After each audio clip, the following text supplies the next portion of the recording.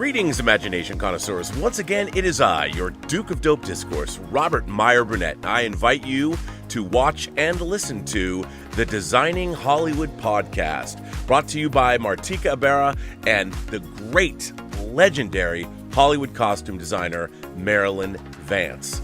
I am afforded the wonderful opportunity of co-hosting the show. If you are interested in the magic of Hollywood, the design of Hollywood, the clothes of Hollywood, watch the Designing Hollywood podcast, available wherever you get your podcasts from, or find the video version on the John Campea YouTube channel. That's right, the Designing Hollywood podcast. Why would you ever want to miss it, especially if you love the movies? Observations with Robert Meyer Burnett. I've heard it said before, like, it was a very smart man named Robert Meyer Burnett who said the currency of our current age is authenticity. And it's so true.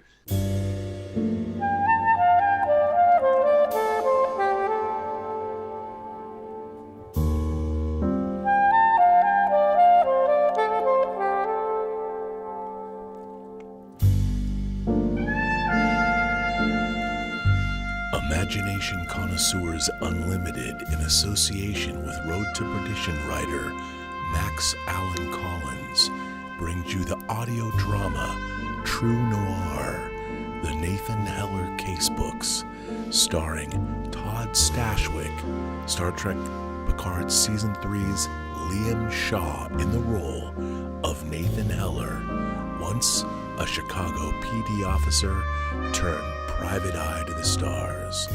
Look out for the crowdfunding campaign coming soon to the internet near you. Greetings, imagination connoisseurs. Once again, it is I, your Duke of Dope Discourse, your master of fun and wonder, your viceroy of verisimilitude, your sommelier of sci-fi and cinema, your evangelist of the imagination, and of course the perhaps never to be defined existential Mr. Rogers. That's right, me, Robert Meyer Burnett, and I'm, of course, Rob casting at you imagination connoisseurs, you members of this, the Post-Geek Singularity community. This is Robservations episode number 928. We're marching toward that thousandth episode, people. A thousand episodes of this show. My God. Should I hang it up? I don't know. What do you think? We'll think about it. We'll talk about it. We've got 70 more episodes to go. We get time. Where's Tom Waits? We got time. We got nothing but time. In Rumblefish, I know. People are like, why is Megalopolis your most eagerly awaited movie this year? Well, because I love Francis Ford Coppola, and he sold his vineyard to make it. Anyway, that said, where am I going with all of this? So there were two Ghostbusters Frozen Empire trailers today that dropped. There was the domestic trailer, and there was the international trailer. And both trailers were quite different. I was very taken with the international trailer, and I was not so taken with the domestic trailer, because they are very different. And it was really interesting. I said this on the John Campea show today, but my friend Dan Coyle, and we have interesting conversations about writing and mostly comics, but we talk about TV shows as well. What makes good storytelling, what writers are good, what writers were good, what writers aren't good anymore or never were in the first place. We talk a lot about storytelling. And it was really interesting because he said to me, he goes, the Ghostbusters, he was referring, of course, to the domestic trailer. He said the Ghostbusters Frozen Kingdom trailer looks like all the characters watched Ghostbusters a lot. And I knew what he meant by that. And it really made me think about, I'm always thinking about how people use fan service and nostalgia bait. Sometimes people use it, I think, in the wrong way. Everything is fan service, and everything is nostalgia bait. And I don't think people know the difference a lot of the time. Well, I want to take you back, and I want to use, I bet this is going to be a shocker for you, but Star Trek The Next Generation as an example of fan service and nostalgia bait done beautifully. So when The Next Generation first was on television in September of 1987, with its debut episode Encounter at Farpoint, DeForest Kelley, who played Dr. McCoy on the original series, famously came back and played an old admiral. We all knew he was Admiral McCoy, but he was never called Admiral McCoy by name, just Admiral. Now, we all knew it was DeForest Kelley. It was an interesting nod to the original series, and it was a really charming scene. Data talks with Admiral McCoy, and what's wrong with not having died? You know, he's well into his 100s, and it was any Star Trek fan. It made you weep in a way. And it was just a delightful moment. But they didn't make a big deal of it. It came and went, and if you knew what it was great. But what was really interesting about it was, if you had never seen Star Trek before, and remember, Next Generation debuted 21 years after the original series debuted in 1966. So, sure, the fans are going to tune in, but there was going to be a lot of new people that were unfamiliar with Star Trek and might not have known, believe it or not, that the old Admiral McCoy was actually DeForest Kelley playing Dr. McCoy from the original series. But they did that on purpose. They gave a nod to the fans, the people who knew, and newcomers just thought it was an old admiral, and you got to see a charming scene with our new character, Data. So it worked beautifully well. Now, was that fan service? Certainly, for those who knew, but it wasn't overdone, and it served to add characterization to our new character, the character of Data, that people were seeing for the very first time. And it was early on in the episode, so people didn't know who any of the characters were. So it was a wonderful moment. But the Next Generation, it was an edict from on high from Gene Roddenberry himself and, of course, Rick Berman, that was producing the show with him at the time, that they were not going to reference the original series. They wanted their new characters and their new situations. They had the Enterprise D. They were going exploring the cosmos like the original show. So the premise was recognizable enough, but they needed their new characters to stand on their own. That was the point. And while you would hear an occasional mention, the second episode, The Naked Now, was a reference to The Naked Time from the first season of the original series. To be honest, not a very good episode in the least, but I think the Enterprise and maybe Kirk got a cursory mention, something like that. But that was about it until the third season. And in the third season, there is a beautiful example of how to take a venerable IP and do something that some people now would call fan service. But I would say that what this episode did was extend the mythology, the iconography, and the lineage and the canon. It did all of those things in one fell swoop in a beautiful way, where it brought in a character that we hadn't seen for a while, that was introduced in the original series, that later came back, well, animated, you could say, but it later came back in Star Trek 3, The Search for Spock, Star Trek 4, The Voyage Home, and of course, Star Trek 6, The Undiscovered Country. And I'm speaking about Mark Leonard, the actor who played Spock's father, Sarek, who was introduced in the second season, original series episode, Journey to Babel, in the 67-68 series, the second season of the original series, and the 67-68 TV season. They brought him back in the third season of Star Trek The Next Generation season in an episode called Sarek. And this episode, the story and the episode, was written by Peter S. Beagle, who wrote, believe it or not, the original story, The Last Unicorn, that the movie was based on. Also wrote a tremendous fantasy story that I would love to adapt into a movie called A Fine and Private Place, that Mary Forrest, a friend of mine, turned me on to. It's an incredible story, and it would make a tremendous movie, I think.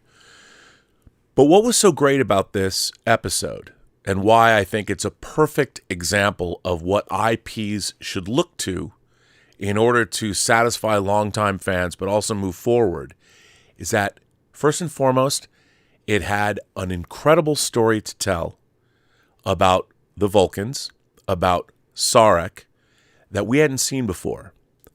And it was, unfortunately, Sarek had come down with a degenerative mental disease, Bendy syndrome, that Vulcans suffered from. And it was basically analogous to Alzheimer's. So, again, it was also an allegorical episode dealing with mental health issues and dealing with the decline of loved ones because of Alzheimer's. And in that episode, while if you didn't know who that character was and you were new to Star Trek and you'd only seen Next Generation, you hadn't seen the classic movies, you hadn't seen the series, and you did not know, I mean, it's mentioned that it was Spock's father, but the episode still worked because it wasn't about fan service, but it serviced, see, there's something different between servicing the fans and fan service. This episode was servicing longtime fans in two ways. One, it brought back a beloved character, but two, it told a great story. And that's truly what fan service has to be.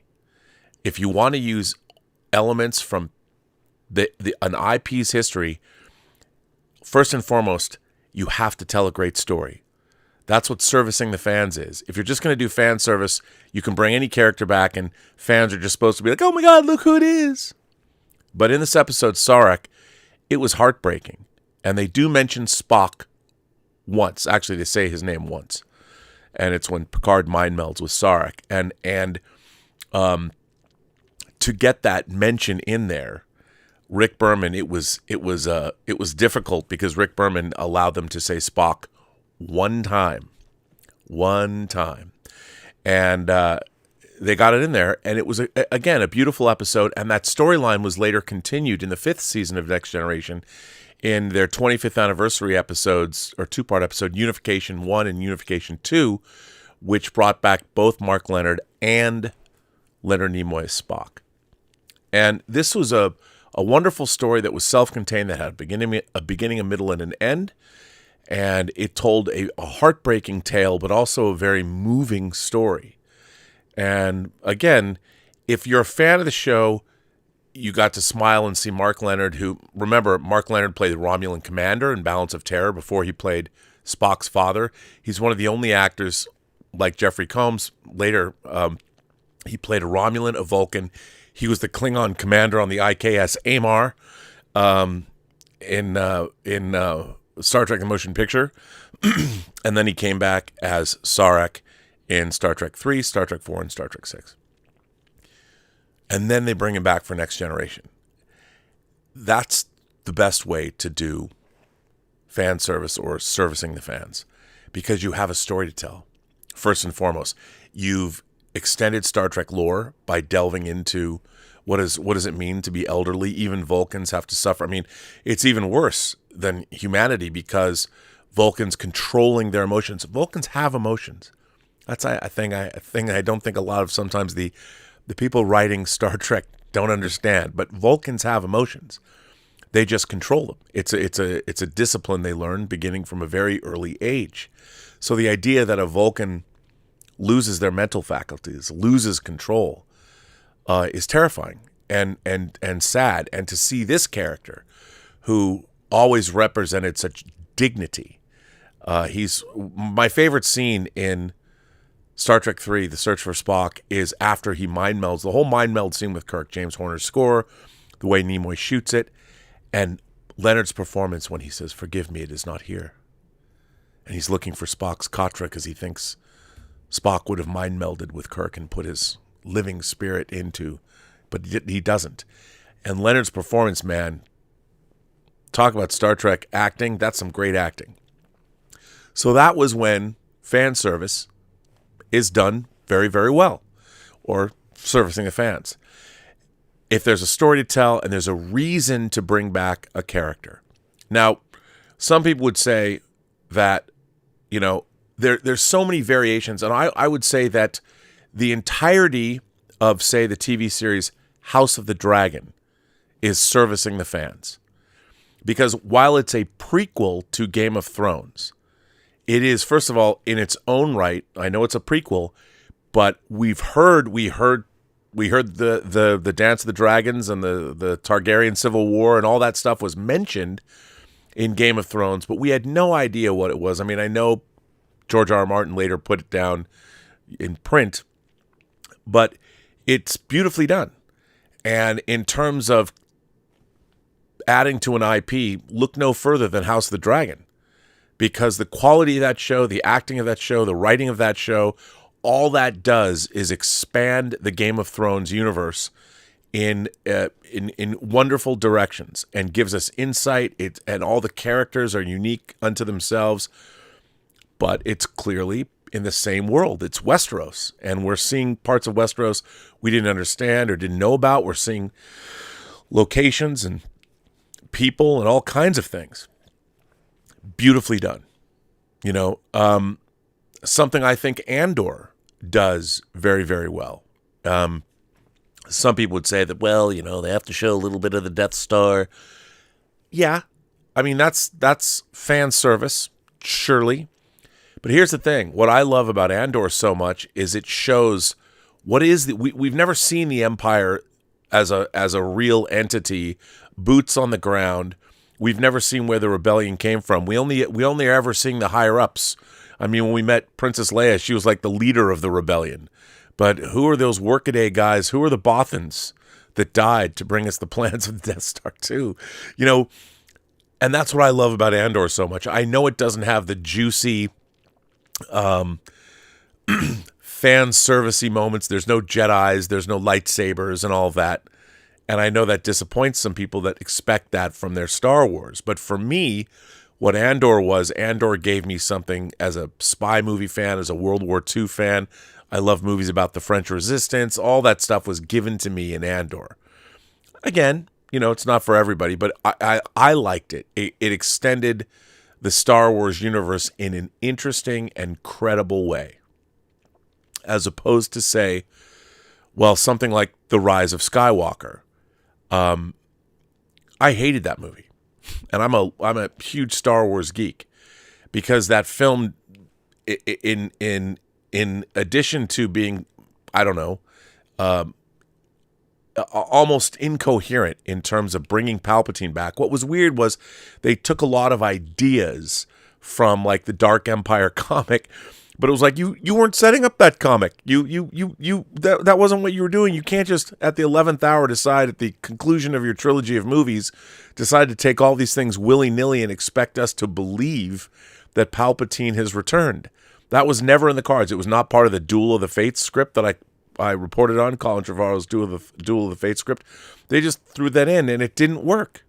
That probably is one of the greatest examples of fan service failing. It did not serve the fans, and it wasn't fan service. It was just stupid. And how do you know it's just stupid? Because of the crawl, the opening crawl, the dead speak. I mean, that's bad. And in this day and age, we are seeing great examples and terrible examples of both. But today, the Ghostbusters Frozen Kingdom trailer was an interesting dichotomy. If you watch these trailers, we saw the teaser, which looked good. I like the teaser. I saw the domestic trailer today, and I didn't like it at all. And then I watched the international trailer, and a lot of the time the trailers are the same. But as we all know, if you're fans of these things and who's watching this show who isn't, we know that there's always different little things in different territories, because I would assume that the people cutting trailers know things about those territories that we might not know. But the international trailer of Ghostbusters Ghostbusters Frozen Kingdom, you can watch it. Just type in Ghostbusters Frozen Kingdom international trailer. It will pop up. You can watch it. And it's amazing just how different it is. One trailer, the domestic trailer, leans into fan service to the point of, and this is something I just can't abide. And this is one of the reasons I can't stand modern Star Trek. Like my friend Dan Coyle said, it seems to me that like a show like Lower Decks, the animated show Lower Decks, which is a workplace comedy, it seems to me that everybody in that show is just a bunch of fans who watched a lot of Star Trek. See, I would have liked to have seen a Lower Deck show that carried on from the Next Generation episode Lower Decks, where they came up with the idea, the First Duty and then Lower Decks. And they've, of course, they finally reached in and reached back and have now sequelized those episodes in a way. But it's just to show everything that comes out of their mouth. I can't watch a show where there are so many references to previous Star Trek episodes. It drives me insane. Like everything is, it would have been much more interesting to me to watch it. I know it's a workplace comedy and it's supposed to be funny and it's satiristic and a farce and all that. But I would like to see a show that works on its own. And I feel that most of modern Star Trek is all this badly done fan service. I mean, Strange New Worlds is a show that all it is fan service. Like, I can't watch it because none of it is really well thought out, and I don't think any of it's particularly clever, well conceived of. It's certainly not well written. They're like, oh, okay, let's bring back the Gorn and let's just make them talk about generic monster aliens. What they've done to the Gorn totally flies in the face of what Star Trek is all about, but it's the Gorn. So it's like, oh, yay, they brought the Gorn back, and ooh, here's Captain Pike. But rather than use Pike as an anchor, and it's interesting because Anson Mount, Bruce Greenwood, and J.J. Abrams' Star Trek movies who played Pike was good. So they have this weird fixation on going back to the cage, actually the menagerie, because the cage is not canonical, but the menagerie is, and they've fixated on Pike. And everyone seems to like him. They play good actors to play him. But then they populate his ship with, here's Uhura, here's Nurse Chapel, here's Spock. They take all these characters that they didn't earn or they didn't create. And they're just redoing these characters that have already been around for more than 50 years. And they're not doing something new. They're doing the antithesis of what Roddenberry did with Next Generation.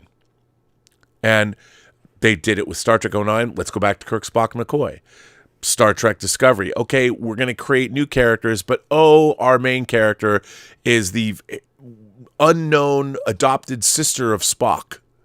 So she can't live on her own. She's always got this tie to a classic character. And okay, and then they introduce the Enterprise, and they introduce the Pike, and they introduce everyone else. And then, of course, they have to bring Captain Kirk back.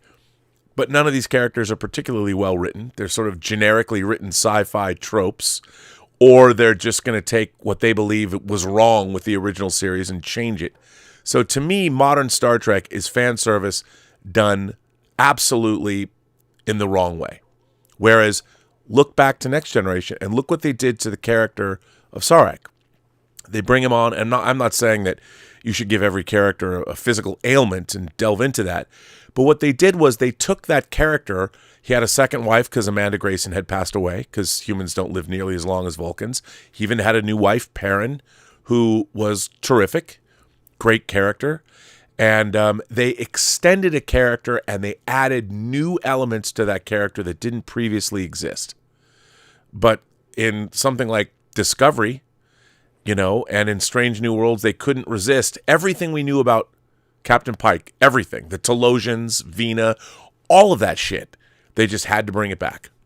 They had to bring it back. And they didn't extend it. They didn't offer us anything particularly new. They just used it, and then what they did develop with it, what they did try and add and make new, usually was bad. So it was bad fan service. In particular, what they tried to do by bringing back the Guardian of Forever, which was really, really, really awful. So the Guardian of Forever, famously, the script was written by Harlan Ellison. And there were a lot of elements in that script that really flew in the face of what they wanted Star Trek to be. So that script was heavily rewritten. And what the cheeky writers who write Star Trek Discovery did was they decided, we're going to be clever. Let's go back to Harlan Ellison's original draft and his original conception of the Guardian of Forever. And we're going to make it like that. Well, that's not right. You've gone back and disrupted the actual canon in favor of, look at how clever we are. We're going to go back to Harlan Ellison's original script. Well, do you get to do that? Same thing was true of Doctor Who.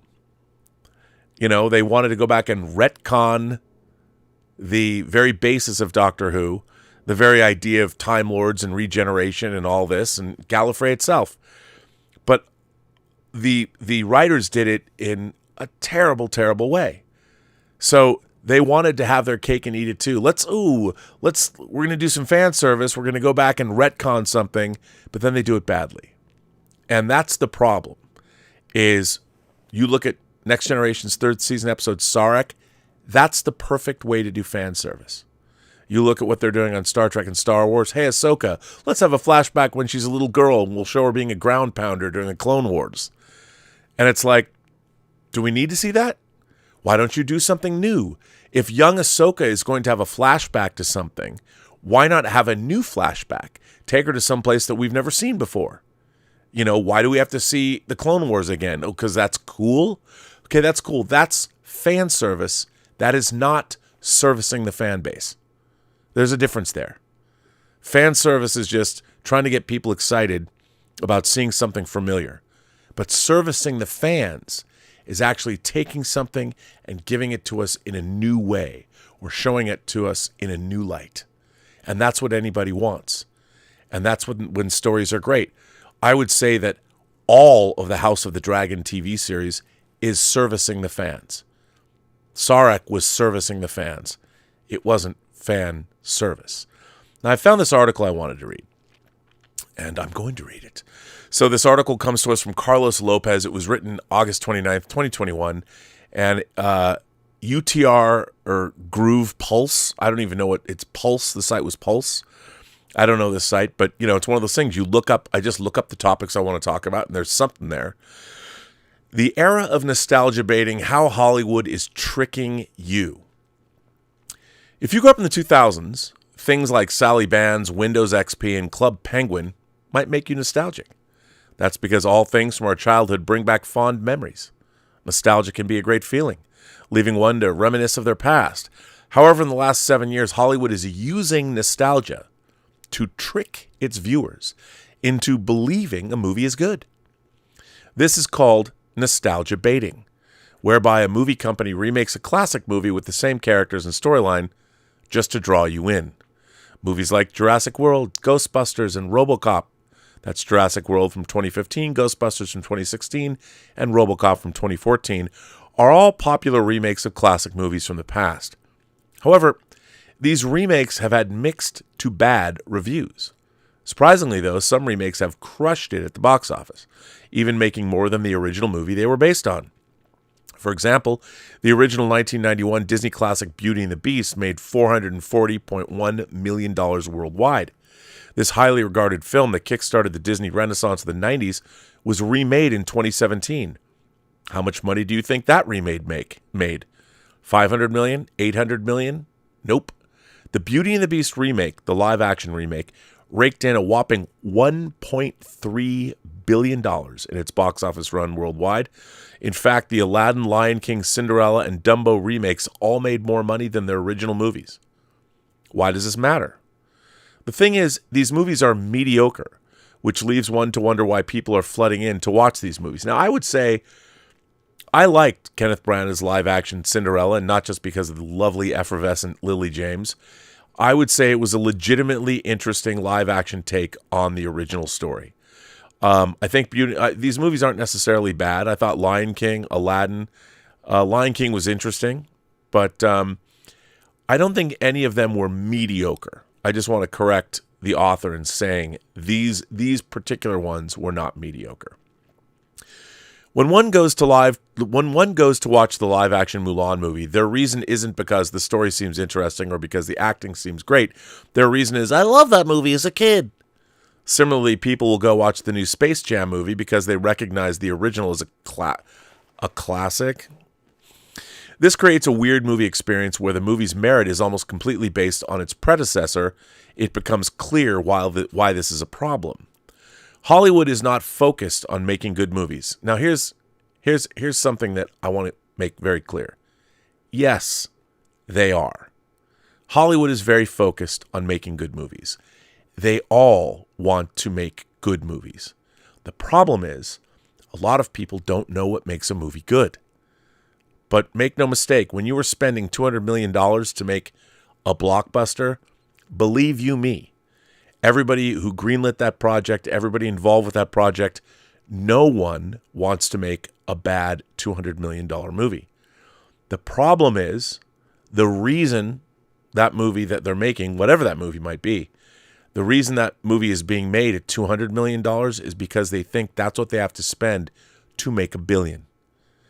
And they're hoping against all hope it's going to work. But they think the movie they've decided to make is bulletproof in terms of the subject matter and what it's going to be. Whether that's true or not, well, the proof always turns out to be in the pudding. So there you go. So this idea that Hollywood wants to make bad movies is untrue. They don't want to make bad movies because they want to make good movies that sell.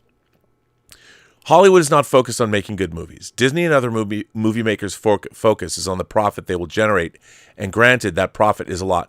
Listen, the movies that make profit are usually good movies.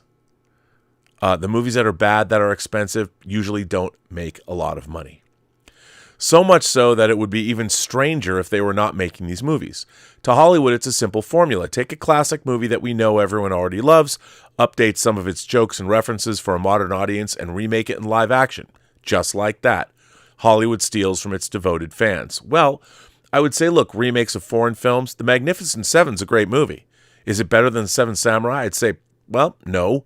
But I would say it's a good movie in its own right. So the idea of remaking...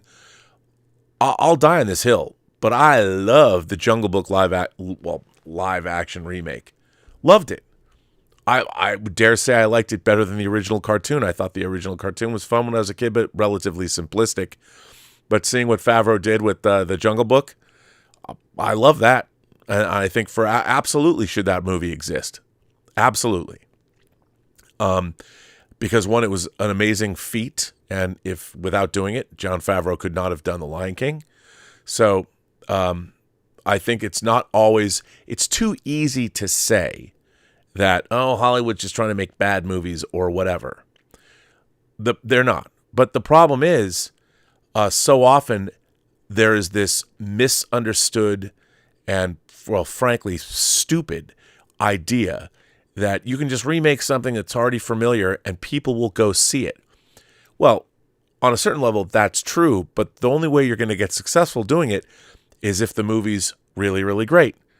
People were afraid, could Will Smith follow on the heels of Robin Williams being the genie in Aladdin's lamp?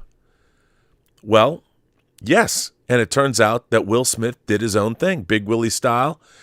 He brought that to Aladdin and it worked. But if they tried to emulate Robin Williams, if anybody tried to copy him, it would have fallen on its face. And so they remade Aladdin in live action. I thought it was inspired casting. I think Will Smith is actually quite a great actor and a really compelling personality when you give him the right material. So, his personal life or his public life, be damned. I mean, as an actor, I think he brings a lot to the party, and he did a great job. And I think Aladdin as a live-action remake stands on its own. The sad part is that it works, and it doesn't seem to be ending anytime soon.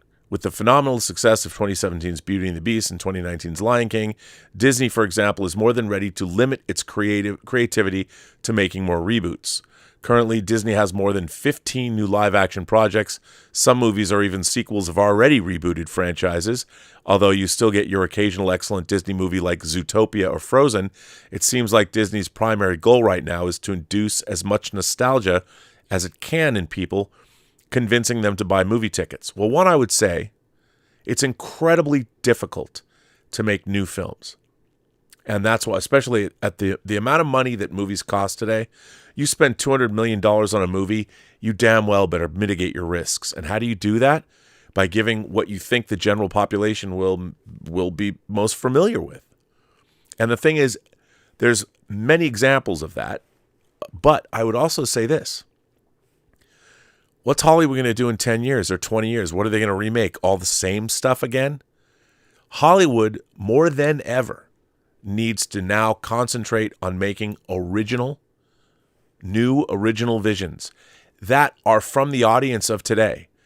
The problem is, if you give the audience of today stuff that comes from the 70s, the 80s, even the 90s, you're not giving your audience making a way to make new memories. You're not giving them their own franchise. And I would say the MCU, born in 2008, Zootopia and Frozen, both brand new original movies coming from Disney, both hugely successful.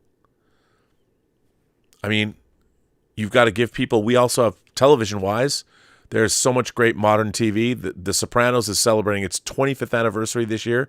And of course, Max is making sure that everyone knows it. But following the footsteps of that, shows like Breaking Bad and Better Call Saul belong to us. Things like Scott Frank, The Queen's Gambit, and Godless, those miniseries, terrific. They belong to us. I say us as if I'm some young whippersnapper, but you know what I mean. They're from today's time. And I've always said pop culture has a half-life of 20 years. It's terrific when new pop culture is created for the audience to embrace it. Taylor Swift, call her a genre. You know, whether it's the Eras Tour, whether she's with up in the Kansas City Chiefs box seats, you know, wherever she is, she belongs to this generation. She's new. It's not like, you know, as much as I love Ann and Nancy Wilson, a lot of people are going to be like, who? But everyone knows who Taylor Swift is. By the way, I'd love to get Ann and Nancy Wilson to make music for me at some point in a movie, and they'd crush it because they're my magic men. Sorry, that's terrible. That just doesn't even work. They can be. Never mind. I'm crazy on them though. Let's just say that. So, is the future of big corporate movies doomed? Not necessarily. There's still hope in the gloomy wasteland of remakes, reboots, and sequels. A great example of how to take inspiration from classic stories is to make a new movie is Disney's 2001 Cruella. This movie stands alone from the rest of the reboots for one reason. It is an original story. By the way, I really like Cruella. I thought it was a really interesting film. That is a great movie that services the fans instead of being fan service. And that's what I'm looking for. While that movie has its own problems and is by no means perfect, the fact that it's original in its plot makes it better than any other Disney reboot thus far. Well, I don't know if it makes it better than any Disney reboot, but because it's an original movie, yes, based on a pre-existing character, and I would dare say, to use something analogous that we just saw, Wonka. Now, whether you loved Wonka or not, it was an examination of Willy Wonka's early life. It's an example of a prequel, I think, done pretty well.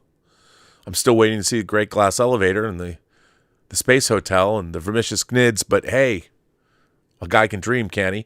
But still, Wonka and Cruella are two examples of how do you extend an IP and you're servicing the fans and you're not just giving fan service. Although, let's face it, the example would be Wonka is an example of servicing the fans. Throwing in an Oompa Loompa is fan service, but making that Oompa Loompa Hugh Grant is servicing the fans. So, take that as you will. Sure, the movie takes characters and story cues from the original 101 Dalmatians movie, but it is not a retelling of the classic film. Instead, it puts those characters in new situations, showing you their backstory and fleshing them out more. This creates a more interesting and engaging viewing experience that isn't necessarily altered by whatever movies came before it. So far, the movie has made $226 million worldwide. Hopefully, Cruella's critical and financial success will at least signal to Disney that its fans still care about good storytelling. The thing is, Disney knows its fans just care about good storytelling. At the end of the day, the purpose of a movie should be to tell an exciting story that entertains its public, whether that's a romantic comedy or a serious thriller. What this new wave of nostalgia baiting is showing us is that Hollywood is getting lazy with its storytelling with no real consequences. Movies like Cruella and Maleficent show us a glimpse of the hope for the future of big-budget movies. But by the looks of Disney's upcoming movie slate, this trend of nostalgia baiting is far from over. Now remember, this article is from a couple of years ago. Now, I would say this about this thing. There's still, even though Cruella and Wonka and these movies are good, I would say they're good, they are still relying on previously existing IP, and they are still playing on the idea of these very famous movies that everybody loves, and they're hoping to ride that wave into the beach of success. And I get it. I totally get it. House of the Dragon, same thing. Let's make another show in the Game of Thrones universe, because Game of Thrones is very popular. Whether you like season 7 or 8 or not, it's still very popular around the world, and let's use it to good effect. And they did indeed. House of the Dragon turned out great by any stretch of the imagination. And so good on them for doing that. However, Hollywood, more than ever, we're seeing it in TV. I mean, we're getting some great streaming shows, that are original, that are new, whether it's Severance or Ted Lasso or Beef. I mean, take your pick. There's so many interesting shows. It's easier to do shows, though, even when you're doing a 10-part show, because they are ultimately less expensive than the kind of investment that needs to be made into a movie, a tentpole film. But I would say that Hollywood needs to start adopting this thought process and they should make it a mandate. John Wick, new franchise. We now have 4 John Wick movies. They took a chance. Lionsgate took a chance. And remember, they didn't have to spend $200 million to birth a new IP. That's the key. You start a new IP, John Wick. I mean, it wasn't like a $5 million film like a Blumhouse title where they're going to try out something new. And if it hits, if the $5 million movie turns out great, we'll release it through Universal and it might make $100 million. John Wick is an example of a brand new IP. You've got 4 movies, probably a 5th movie. You've got Ballerina coming out, which is a spin-off of John Wick, and you had The Continental. So the John Wick universe, the John Wickverse, is now a viable IP that was conjured up out of thin air by Lionsgate. They decided to make it, and then suddenly, boom, there's a new IP, a new viable IP that is of this time. It's of this generation. And that's what I think people want. And I think Hollywood, rather than concentrate, I mean, look, I understand that ultimately the business model has turned in such a way that, making a movie for, say, $25 million, $45 million that turns a $45 million movie that makes $200 million, you're not making that much profit ultimately. I know it seems counterintuitive, but I know you're not making that much money. So you have to make 10 $45 million John Wicks in a year before suddenly somebody sits up and takes notice. I get that. But the fact is, Hollywood and the people that work in Hollywood are not smart enough. They're not smart enough to survive on previously existing IP that was created by other regimes, because they don't usually do a very good job with them. Sometimes you will. Top Gun Maverick. I mean, what's interesting, a guy like Joseph Kosinski, who directed Top Gun Maverick, also directed Tron Legacy. Now, to me, Tron Legacy was a really interesting... they got on base, certainly.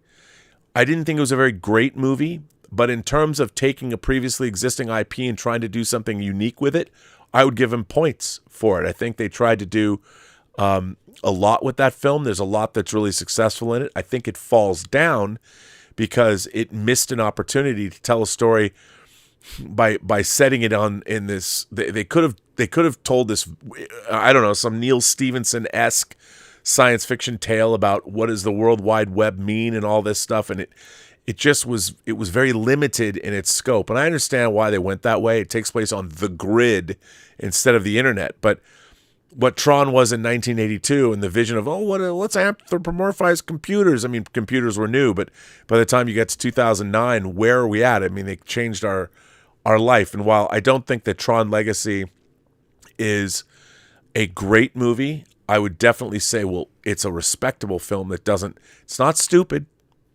and it what it tries to do is really interesting, and it's beautifully made. It has an incredible Daft Punk score.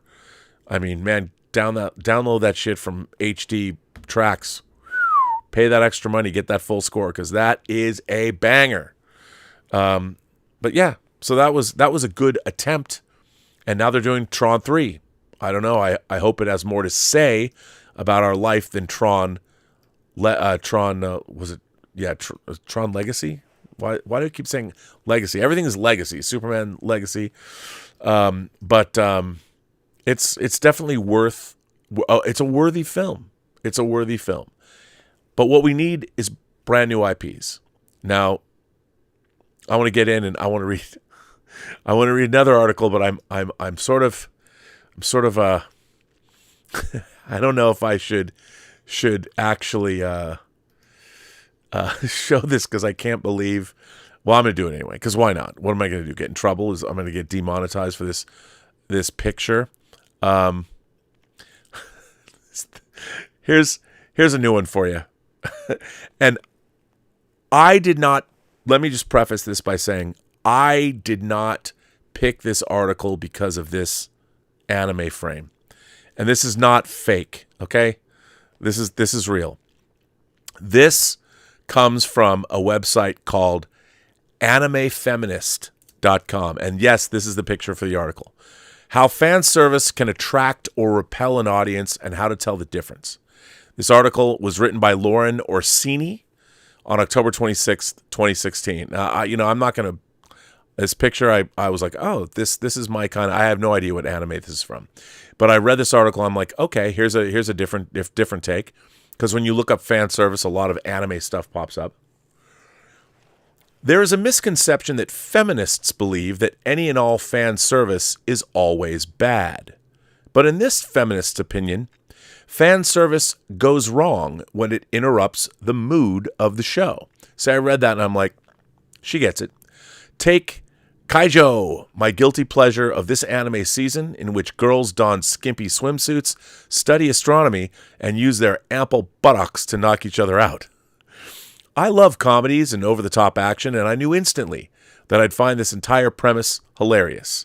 I've never seen this show, but I certainly do too.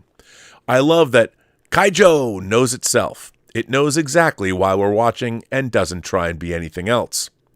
Sometimes fan service, defined here as the act of giving the fans exactly what they want, hits the mark. Kaijo is one of those instances dishing out exactly what it promised. The same goes for Free, which advertises and delivers on plenty of male skin. And for an example of how fan service isn't always sexual, let's bring up a truly wild mecha anime, Gogaigar, which is undeniably gratuitous with its slick giant robot battles and rewarding explosions. Fan service can be exciting, sexy, fun, or all three, when it's implemented well. I recently enjoyed Monster Matsume, the unlikely and over-the-top tale of an everyman who is compelled to care for a menagerie of mythical half-women who are all crazy for him. It was a comedy and often a surprisingly sexy one. Yes, I guess that it's not everyone's cup of tea to watch a snake girl try on lingerie or to meet a dominatrix spider lady, but nobody is going to go into Monster Masume without getting exactly what the show's premise implies. I'm telling you, why have I not met more anime feminists in my life? Meanwhile, I was extremely put off by certain parts of God Eater. This video game series turned anime is known for its unusual, bestial enemy designs, its post-apocalyptic futurescapes, and its stunning, almost painterly art. So, I was extremely bothered by the anime's constant visual focus on some female characters' breasts. Major Ammiya is portrayed in the games and parts of the show as a competent leader and combatant, but we see more of her breasts than her face. I'm not saying that strong women can't be sexy, but it seems as if the show is undercutting itself, leaving me pondering its jarring camera angles instead of immersing myself in its story. Wait, didn't you just say you liked Monster Matsume, which was full of boobs? Yes, but have we considered that there's a time and a place for boobs, and a serious war drama isn't it? When I use the term fan service in a derogatory way, it's not because I hate fan service, far from it. It's because I'm critiquing the creator's understanding of what type of actual content serves fans of a show. When the girls of Kaijo flaunt their considerable assets, it's totally in line with the story. But when an otherwise serious show suddenly points the camera at a female character's panties, it's saying several unfortunate things. 1, the creators have no confidence in their product. It reeks of self-doubt on the storyteller's part. Don't like our storyline?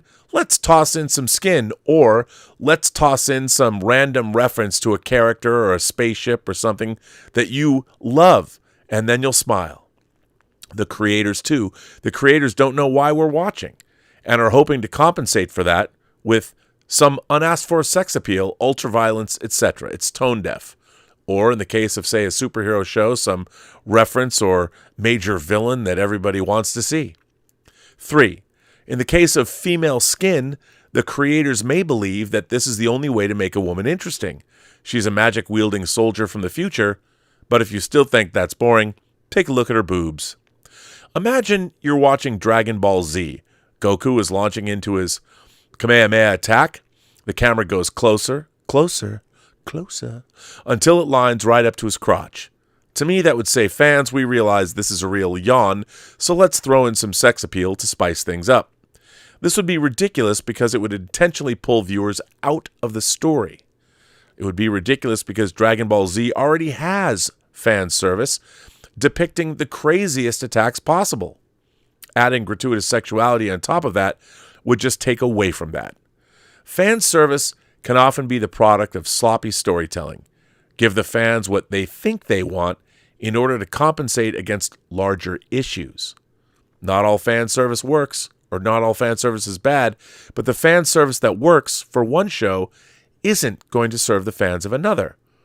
If I turn on Gundam, like I do, I want to see some robot explosions, complete with twisted metal carnage, and if I turn on Kaijo and don't see butt guillotine, I don't even know what that is, but I want to, I'm going to be disappointed.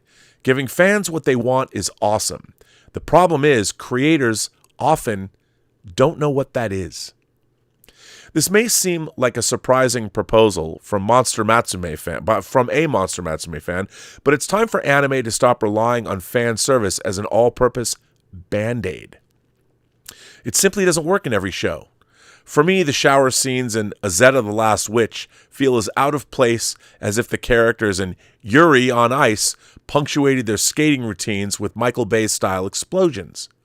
For fan service to be successful, it has to align with the audience's expectations.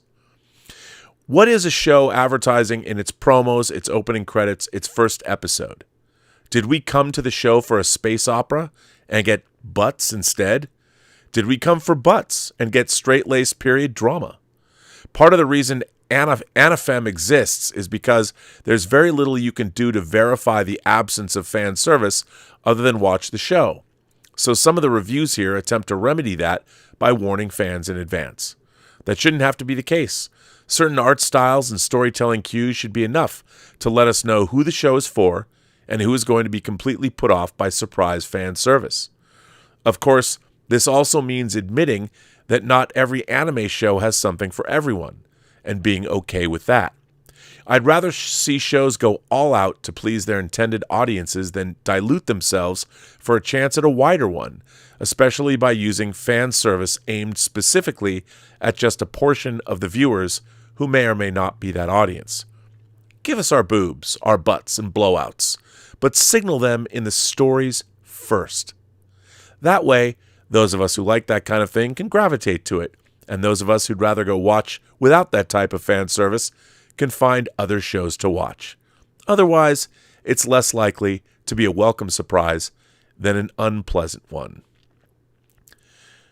I just want to say, but signal them in the stories first is a great example of what I'm talking about here. Now, see, you never know. I didn't know there was an anime feminist column. I didn't know anything about talking about this subject matter, but I wasn't aware that anime had this kind of fan service, but it made sense to me. So I thought I'd share this article with you. Again, defining what, in fact, fan service actually is. Now, before I jump back into it, and I want to talk more about it, there's a lot of people that have commented And I would like to address some of these super chats and tips and things and see what you have to say about this. So here we go. Let's go back in and see where we're at. 1001 Johnny is here. Evening, Rob. I just saw an 8-minute video essay about what else? Ultraman. You might be surprised to hear that that's actually not common to find, at least in English. The video is Philosophy of Ultraman Tiga. If nothing else, it deserves more attention. Well, there you go, everyone. 1001 Johnny says everyone look up the Philosophy of Ultraman Tiga and watch it. Cincinnati's 5-star Barber is here, sending in a $20 super chat. Thank you, sir. Hey, Rob, been a while. I lost my best friend this year, my dad, my football buddy, and most importantly, my movie buddy. So I got back into physical media, 4K strong. You were one of the 4 people who helped my decision. I love you, bro. Well, Cincinnati's 5-star Barber, we love you too, but first of all, I'm very sorry to hear about the loss of your father. My father passed away in 2008. He was 83 years old. He was a great man, and not a day goes by that I don't think about him. So I'm sorry to hear about your loss. Now that's out of the way. Who are the other 3 people that helped you with physical media? And I'd be curious, hit us back with what are you buying in 4K? What are some of your favorite 4K titles? Because, man, we have been getting some good ones. So I'm sorry to hear about your father, but as far as your new obsession, it's going to be your obsession, I promise you, with 4K discs. Things are good. Things are good in that case, but it's good to have you back, sir. And again, I'm sorry for your loss. Red French Moon says, woke up early. It's been a while. I can watch live. Hi. Live long and prosper. Red French Moon. Shogun Orta sends in a super chat and says, ha! Vulcans have it worse because by ratio they stay 80 for longer. Mental problems, bad knees, bad back, so much longer. But I guess MedBay can fix that. Hey, Vulcans, they last a lot longer than humans do. So, for in Vulcan life, 80 is, or 160 is the new 80. So there you go. Marco Esquilandes says, Marco Esquandlo. Why can't I say this tonight? I usually can say it. Marco, not Polo. Marco says, if Ghostbusters Frozen Empire is a fun watch, I'll eat up that nostalgia bake like marshmallow fluff. The OG is one of my faves. Now, Marco, you make a good point. Here's the thing. Nostalgia bait's not always a bad thing if you make a great movie. Remember, fan service or servicing the fans, all of that is trumped by a great film. And I think a perfect example of something that does that well is, in fact, Top Gun Maverick. Top Gun, it's not a great movie. It's pretty simple in its conception, and it's such a snapshot of the time in which it was made, the mid-'80s. Tony Scott firing on all cylinders.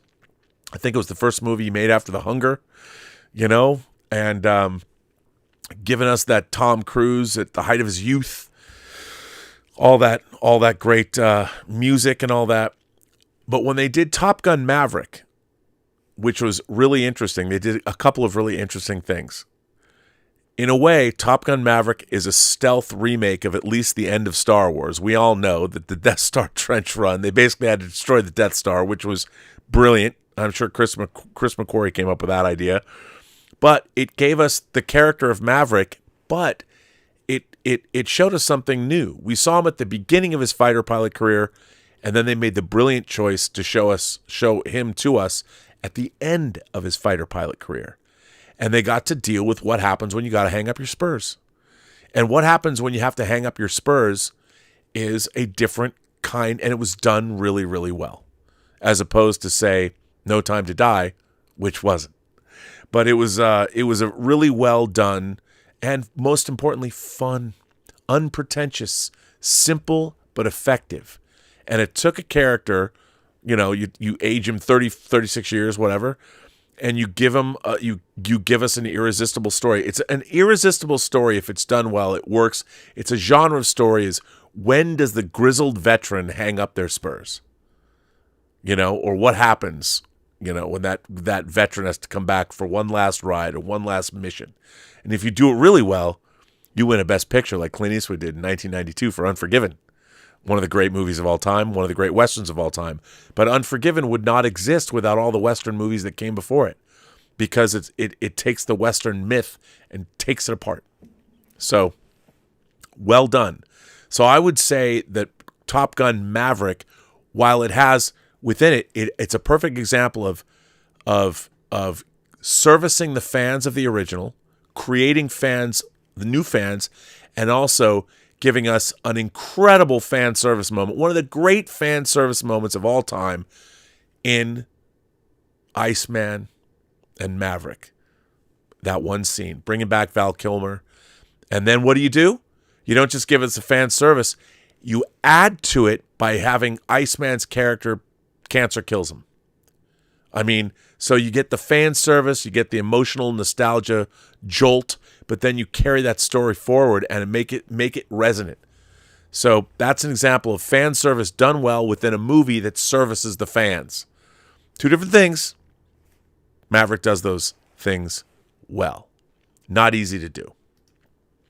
So if Ghostbusters Frozen Empire can do that. Now, I was afraid, like, for instance, here's something that really bothered me about the trailer. And this is going to seem weird, okay? It's going to seem weird to some people. So in the movie Ghostbusters, the Ray Park Ghostbusters theme does not exist within the universe of Ghostbusters. It doesn't. You know, it's the theme for the movie, you know, but it doesn't exist in that movie. Elmer Bernstein's great score does. And there's that great scene when all the ghosts are cut loose, you know, when the power's cut and it's magic, whatever that song is. That's like, you could say that was playing on the radio. I mean, is it diegetic? You know, like the music was playing, it's in the scene, it's really there. Like a diegetic piece of music is really there. Like it's playing on the radio or something's going on. You're at a Broadway show, you're hearing a piece of music, it's diegetic. So it's within the proscenium of whatever you're watching. Or it's score, or it's a source cue. You know, like for instance, I just watched The Warriors. Walter Hill's 1979 The Warriors just came out on a beautiful 4K restoration from Arrow Video. And if you've never seen The Warriors, it's one of the great. It's one of my favorite movies of all time. It's certainly the greatest gang movie made in 1979. But in the beginning of The Warriors, there's this incredible montage where we're introduced to the Warriors, intercut with all of these different gangs. The Warriors is almost like a post-apocalyptic New York story, even though it's not. There's somebody who would say that New York in the 70s might be a post-apocalyptic landscape. But so anyway, in that opening, you hear Barry Dvorak's amazing electronic score, synth score. One of the great opening pieces of music ever. I don't know, maybe Barry Dvorak's opening Warriors piece of music or Tangerine Dream's piece of music from William Friedkin's Sorcerer. Both of those man, those rival. But the opening scene, the gangs aren't listening to that music. We're listening to that music, and it's cut over, you know. So that music doesn't, in the world of the Warriors, they're not listening to Barry Dvorak's score. I know it's kind of a weird thing. It's not diegetic. They don't know it's, you know. But like Ray Park's theme, the Ghostbusters theme, now they might have, I don't remember, they might have later played it within, like, say, Ghostbusters 2. Maybe they use it as a jingle or something. Maybe the song was later brought into the universe, which I fucking hate. That's a bad use. The Ghostbusters theme does not exist in the Ghostbusters universe, at least in my estimation, it doesn't. So when Paul Rudd in the trailer today, in the international trailer, it's not in the international trailer. It's in the domestic trailer. You know, Bustin' makes me, don't say it, feel good. And they reference this song, they shatter the fourth wall. That to me is horrible fan service. That's fan service that I can't stand. And you have to have Slimer go through Finn Wolfhard. That's the only thing that's in the both trailers at the same point. And of course, that's just another. That's, to me, that's fan service. That's somebody has to get slimed because everybody has to get slimed, And that to me is lame, and that's nostalgia bait done poorly. Now, look, if the movie's wildly entertaining, and it actually has a great story to tell, bringing back William Atherton. That's right, this man has no dick, dickless. As now, I mean, first of all, it's 40 fucking years later. By the way, can you believe it? That Ghostbusters is 40 years old this year. So is Star Trek 3. So is 16 Candles. My God, so many movies are 40 years old. Lot of them. But that's the kind of thing I don't like. And that the Ghostbusters trailer was all, let's show the Stay Puft Marshmallow Men again, because we saw them in the last movie. And of course, that's a reference to the first movie. To me, do you have to have those things? What I prefer is if a movie takes the universe and move it forward. Best example of that, Empire Strikes Back. Empire Strikes Back. The Empire Strikes Back as opposed to Star Wars. Everything in Star Wars was brought forward. You expanded the universe. You gave us, we didn't know much about the Jedi Knights. We've learned a lot about the Force, learned a lot about the Jedi Knights. The Empire Strikes Back was the perfect extension of the Star Wars mythology. And now, unfortunately, everything we see from Star Wars is constantly referencing Star Wars. Tell me a story that doesn't go back and reference, like if you'd never seen Star Wars and you didn't know that Luke Skywalker blew up the Death Star, because they don't really reference it in Empire, because the filmmakers knew that the people who saw Empire already knew he did that. But if you didn't know he did that, no one's going to say, well, meet Luke Skywalker. He's the man who took out the Death Star with one proton torpedo. They don't do that. They extend the story and build the universe and build the characters. Why? Because everyone already saw Star Wars, and if you didn't, you can still pick up the storyline. You know these two guys are friends. You might not know their backstory, but there's no fan service in Empire Strikes Back, other than the fact you're bringing your characters back, and the characters themselves are the fan service because you're watching another story with them. You don't have to go back and go, ha ha ha, look, remember the last movie they were in? Look, here's the same thing. Here's the same alien that you saw in that movie. We're bringing him back. Great movies don't have to do that. The characters alone. I was making this point on John Campy's show today. Godfather 2. When they're talking about killing Hyman Roth, whether they can do it, well, he can be gotten to. And Michael Corleone says, if history has taught us anything, it's that you can kill anyone. And no one goes, yeah, Michael, that's what happened in Godfather 1. Remember, you got all the heads of the 5 families all at one time. You don't have to do that. The great movies, if you're going to take an IP forward, you don't have to rely on something that already happened. You make something new. You build the universe out further. You create new situations. Godfather 2 even is a prequel to Godfather and gives you things you had no idea how Vito Corleone became the Godfather that he was in the first movie. Brilliant idea. Intercutting between Michael's current dilemmas and Vito Corleone's rise to power. Brilliant. And you know what? They weren't referencing the first movie. Same characters, but you were completely learning something new. Nowadays, writers are not that clever. I mean, some are. I shouldn't say writers aren't. But too often on franchise properties, and part of that is by design, because studios are too worried, well, we can't go too far, because then you wind up with Highlander 2. Okay, let's hope not. That's a bad example. But if you take The Road Warrior as opposed to Mad Max, or pardon me if you're anywhere else in the world, Mad Max 2. Great extension of the character, change everything about it. That's what we want. And whenever somebody gives us that nostalgia bait, fan service shit, it feels inauthentic. It feels cheap and uncreative. Unless Iceman and Maverick sit down when you find out that Iceman's become the Grand Poobah of the Navy. And you find out that he's been helping shield Maverick in his own career because Maverick's stayed a Maverick and pissed people off. That was interesting, and it's also logical. It wasn't just bringing him back, going, oh my God, it's Iceman, woohoo! It meant something, and it carried the story forward. That's the difference. Jay Bling, actually no, Garrett Groover says, what do you think of the Terminator movies post T2? How come none of them have been able to capture the magic of the first two? Well, because the interesting thing about the Terminator movies is, first of all, first and foremost, they don't have James Cameron, but the Terminator movies are simple. You know, in a way, what you have is a knight protecting a damsel in distress. That's what it is, from a Dark Knight, a Black Knight, whatever you want to call it. It's a fairy tale at its core, a romantic fairy tale.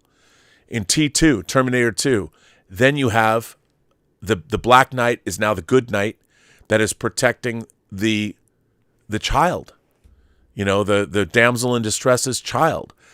And then they develop that emotional relationship. Everything else, they've been riffing on the same stuff. I mean, they tried to do something interesting with Terminator Salvation, but you still have the same kind of characters and all that. They can't get away from, because they don't know how. Everything's about John Connor. Everything's about Sarah Connor. Terminator Genesis, let's bring all the same characters back. And, you know, they never figured out a way to take the story forward. Why? Because it's a closed loop. Because Terminator sets up the situation, Terminator 2 ends the situation. Done. We're done. It's a duology. The Terminator is a duology, and people keep trying to make it a trilogy or a quadrilogy or something. It'll never work.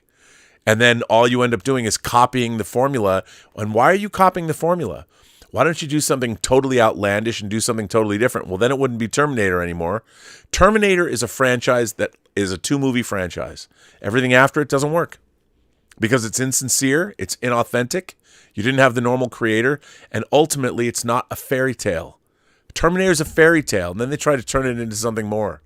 And then when they went back and did the fairy tale business in Terminator Dark Fate, it was just the same but lame. Just wasn't good. And not that I love Tim Miller. I thought he did a phenomenal job. Tim Miller got a raw deal doing Dark Fate because he's a great fucking director. And the fact that he made the first Deadpool is a wonderful film. And Tim Miller should have a huge, long career. And Dark Fate sort of derailed what he should be doing a lot more work. But I mean, he's still doing work, but still. That's what I would say about the Terminator movies. You know, they keep trying to make Terminator movies, and it's like, yeah, Arnold Schwarzenegger is the Terminator, but all you're going to do is bring him back to do more of the same. And unless you figure out how to do something that's different. I mean, they tried. I would say this. Terminator Salvation gets a bad rap. I think McGee didn't do such a bad job directing it. They tried to do something interesting, but it was no longer the fairy tale of the first two. So it's like, who cares? And they did try to do different things, but they moved away from, ultimately at its core, the Terminator series is a romantic fairy tale. Terminator 1 and Terminator 2. I mean, when I say romantic, you don't have Reese and Sarah Connor, but Sarah Connor's the mother and the Terminator's protecting her son. It's a fairy tale. And it's got a romantic edge to it. And once you get rid of that, it's not the Terminator anymore. Jay Bling says, the only type of nostalgia bait I fall for is the musical themes. Hearing John Williams' classic motifs in modern Star Wars and indie got me. Sure, because that is the characters. I totally agree with you. And the thing is, I think that isn't so much nostalgia bait as part of the identity of the character.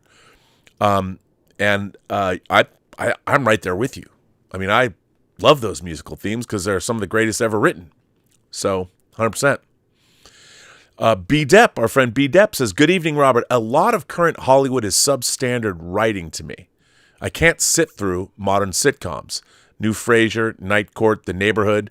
I can't even muster a sly grin. I can understand that, but there are very funny movie or shows like Abbott Elementary, I think is a great show. And I'm gonna say something.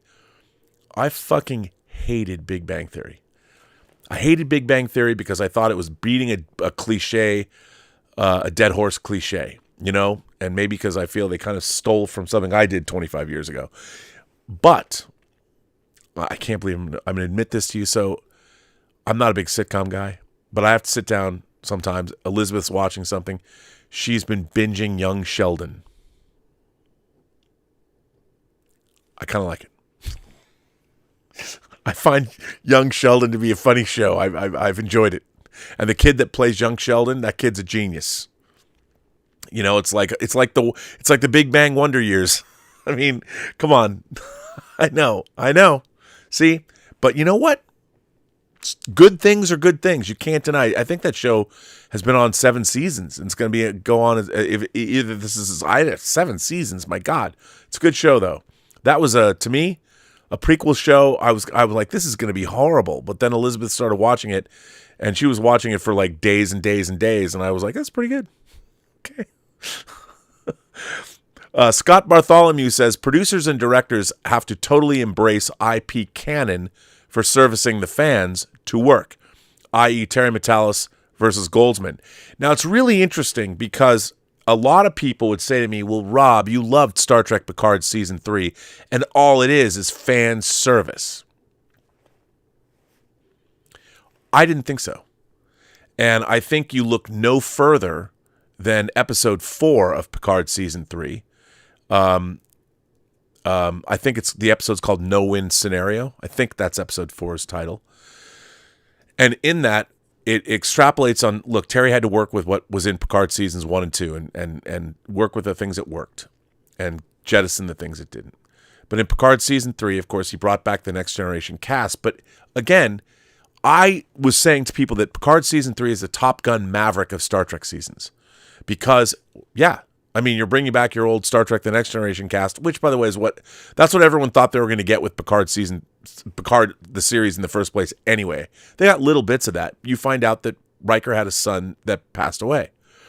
Well, in that episode, you find out that Riker was running away from Deanna because he couldn't deal with his grief over the loss of his son. Again, like the episode Sarek, which was an Alzheimer's allegory. Here's not even an allegory. A parent, forget that he's Riker. He's a parent. He's a dad, a loving husband and a loving father he can't deal with the loss of his son. This is something that, and I don't think they ever dealt with it better. Certainly Kirk losing his son in Star Trek 2 wasn't the same, or Star Trek 3 wasn't the same thing. Because Kirk never had that kind of relationship with his son, but Riker did. And hearing this kind of story, I could never, I became insufferable. So I'm running away with you on your damn fool crusade, Picard. You gave me an out. And then by the end of that episode, he remembers why he went out into space in the first place, because he's an explorer. He's looking to go where no one has gone before. And they see the birth in this nebula of this life form, this spacefaring life form. And it reaffirms, it brings back the wonder, the awe and wonder of the universe, which is more important to him. I mean, it's not that his son wasn't important to him, but it gives him the will to continue to live that he'd lost. This kind of character building is classic Trek at its finest. And that's why, and there's a lot of that in Picard Season 3. And you could say that, oh yeah, they were playing a lot of tropes. Picard has the son, that he didn't have. They're just going back and replaying things and borrowing from stuff from other parts of Star Trek. But they did it well. Ed Spaliers was great as Jack Crusher. And I'll tell you something. I don't think that Gates McFadden has ever been better. And when she's explaining, look, space took away my husband, your best friend. Space, the mysteries of space, the traveler, took away my other son. And I got pregnant and I ran away because I was not going to let your space take my other son away. That's really interesting. That gave Gates McFadden gave Dr. Beverly Crusher really something to play, really something to do, something that's interesting. And between the Riker story, between the Crusher story, between Geordi's story with his 2 daughters, that whole idea of family and what they explored in Picard Season 3, really interesting, really well done. Now, you could say that, okay, you got to bring back the Borg Queen, but I thought bringing back Vadic, 2 bad bitches that had been both wronged by the Federation, pretty interesting stuff. I would like to have seen an episode that showed how they started to be in cahoots, that here were these very disparate elements, non-humanoid elements. The Borg Queen looks humanoid, but she's not. And a changeling. How these women, how do they meet up? I would like to have seen an episode where we got that flashback, but I like Picard season 3 for that reason. I thought its character exploration was pretty great. So, but I think that Scott Bartholomew's right. The problem is nobody takes the time to know the canon these days. Garrett Groover says, if Disney asked you to pick 6 movies for a Touchstone Classics 4K Collection Volume 1, which ones would you pick? Well, Splash would be the first one. But I have to look. I'm going to look. I'll do that right now. Touchstone film releases. Let's see. Maybe it'll give me a whole list. Here's a list of Touchstone. Touchstone was the Disney PG rated. Let's see. Here they all are. Wow, there's a lot. There's a lot of Touchstone movies.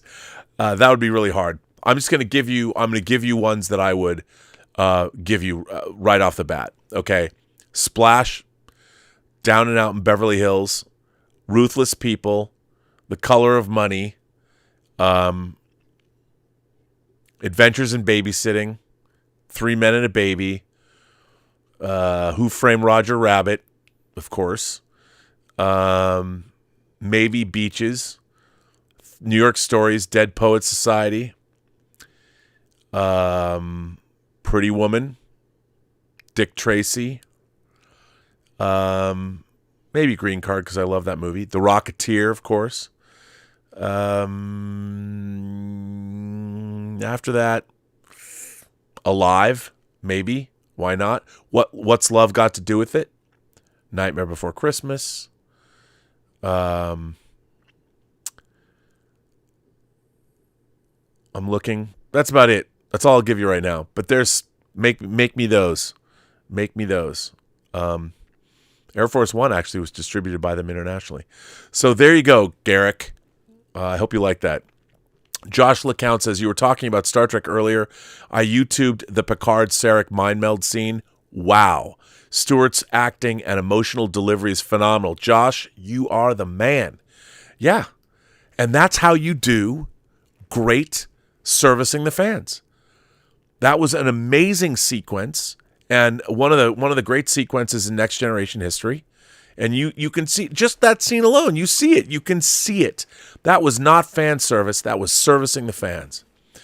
Garrett Groover says, Disney used to make mid-budget movies for adults when they had Touchstone in Hollywood Pictures. Should they bring these labels back? I would. I don't understand why they don't. Those kinds of movies, by the way, Hollywood Pictures, they're R-rated. They own my beloved Blood In, Blood Out. Bound by Honor. But Bound by Honor was cut down. Give me Blood In, Blood Out, or as I like to call it, the East Los Godfather. My carnal. Milkweed. Come on, bring me that movie. I want it. Give it to me. 101 Johnny says, Monster Matsume has full frontal in the manga.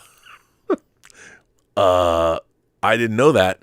But, anime feminist, there you go. She and I park our shuttlecraft in the same shuttle bay.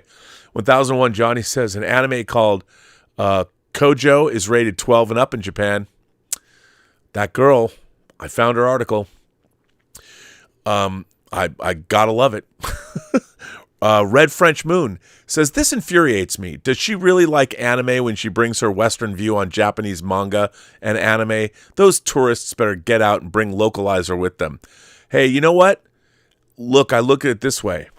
Anime changed fandom as far as female fans are concerned.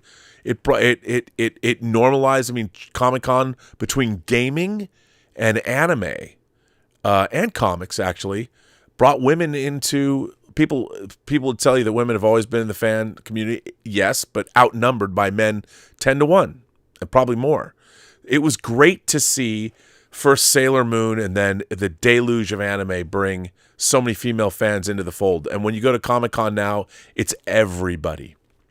When I first went to Comic-Con the first year I lived in LA in the summer of '88, was a bunch of us sweaty dudes in the basement of a hotel in downtown San Diego flipping through long boxes. Now it's a very different landscape, and a welcome one. Marco Esquindolas comes back. See, Esquindolas there. How about that? Says, what's happened to boobs in movies? All we got now are guys' asses. Well, I would say that certain people enjoy guys' asses, so don't take that away from them. Although it does make me feel inadequate because I got such a flat white boy ass. It makes me want to like work out more. But yeah, I don't understand. I guess it's because nobody wants to go.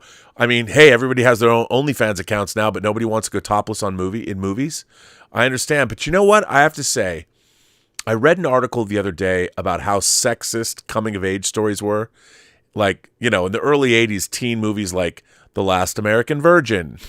I understand. They were very misogynistic, and there was a company, when I was a kid and we first got cable, it was a glorious company. Crown International Pictures. So Crown International Pictures, they were big in the 70s, and they made a lot of movies, mostly focused around Los Angeles. Van Nuys Boulevard, or I don't know if these are Crown International Pictures. I just assume they are all Crown International Pictures. God bless Crown International Pictures. I think My Chauffeur was a Crown International Picture, but they're 70s exploitation, sex comedy kind of movies. Malibu Beach, Van Nuys Boulevard, The Van, and it was all just sex comedies, you know, partying during the summer and all that. They were very male-centric. It wasn't until, I'll tell you something, you want to see a great coming-of-age female teen film? Adrian Lyne's first movie, Foxes, with Jodie Foster. If you guys haven't seen Foxes, a terrific film. I think it still holds up. Really, really, really great. Really great actors in it, too. Check it out. It's beautifully shot as well. Adrian Lyne went on to make Flashdance and, of course, Jacob's Ladder and Fatal Attraction and great stuff. But check out Foxes for the female perspective. So Marco, I feel your pain. I like boobs. It's funny, last night Elizabeth and I watched a movie I hadn't seen in 40 years. Bobby Roth's Heartbreakers, it stars Nick Mancuso and Peter Coyote as two friends, two dudes in LA trying to figure out what life means and what does it mean to have a male friend and all that. And Tangerine Dream did the score because, as I learned on the audio commentary or the interview, that Bobby Roth was friends with Michael Mann, and Michael Mann hooked him up with Tangerine Dream because of Thief. Man, what you learn. By the way, that Heartbreakers came out on Fun City Editions, and that's a partner label of Vinegar Syndrome. Happy to get Heartbreakers. Again, I think I saw that for the first time at the Seattle International Film Festival, and it was nice watching it again. It's a great disc, by the way. Well done.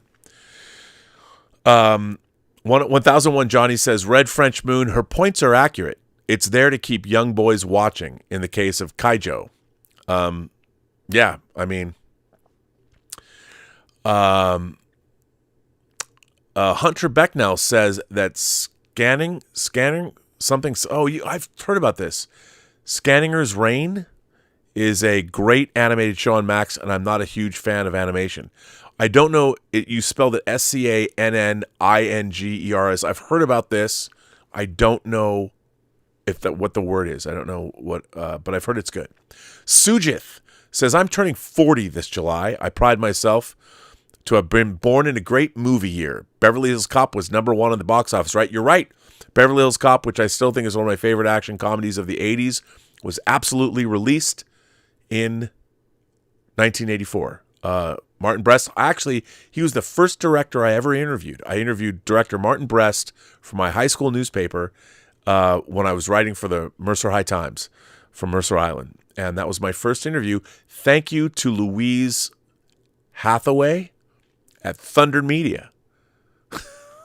Not that you'll ever get my thanks, but 40 years ago, she actually was awesome because she would see me and my friend Shade Roop. We went to all the media screenings in Seattle because back then Seattle was a big movie town. We were per capita. We had more movie theaters than any city in the United States. We were a huge movie-going town, and my friend Shade and I, we knew everybody at every movie theater. We went to all the film festivals, all the big film events. We were there, and she used to notice me, and she met me, and she found out I wrote a film column for my high school newspaper, and she said, you know what? I'll just tell people that you write a syndicated column. I was like, she told me I wrote a syndicated column for high school newspapers, God bless you, Louise. God bless you. And God bless Thunder Media, because she got me some great interviews. Like Lady Jane, Helena Bonham Carter, and Carrie Elways. Come on. Great. See, I had good friends along the way. Good friends. So yeah, great movie year. Batmat11 sends in a $20 super chat. Thank you for that. This is interesting. Rob, I heard a theory about Top Gun Maverick that the movie is all a dream in Maverick's head. He never survived the Mach 10 crash in the beginning. Explains the Iceman scene where he says, "Let it go," and the idyllic relationship with Penny. Penny Benjamin. I could see that. I mean, I think that's an interesting theory. I'll buy that. I'll buy off on that. I think it's good. I don't think it's a bad theory. But then it also kind of takes away, like, not everything's a dream. It makes me think about Mary Lambert's great movie, Siesta, that she made before she made, like, Pet Sematary. People don't remember Siesta. It's a riff on Herc Hervey's Carnival of Souls. But that movie, if you haven't seen Siesta, it's really hard to find. I have a bootleg. I have a foreign DVD of it, and I had it on Laserdisc. I don't know if I still have it on Laserdisc. But I want to say Marcus Miller and the score. It's Miles Davis. The score is great. This score you want to get two great movie scores. If you guys like jazz, you've got to get John Lee Hooker and Miles Davis. You have to get their score for The Hot Spot, the Dennis Hopper directed movie, The Hot Spot. Which, by the way, if you like Jennifer Connelly, you have to see The Hot Spot, which was recently released on Blu-ray, re-released by Radiance, and it's also out by Kino Lorber, but that Radiance disc is a banger. And also the score for Siesta, which is another great. Both of those scores have Miles Davis. I'm a huge Miles Davis fan, so get those scores. Captain Robert April says, those who try and toss off Season 3 of Picard as fan service, I say, goddamn right. And we earned that fan service. We were owed that fan service. You could very well be right about that, Captain Robert April.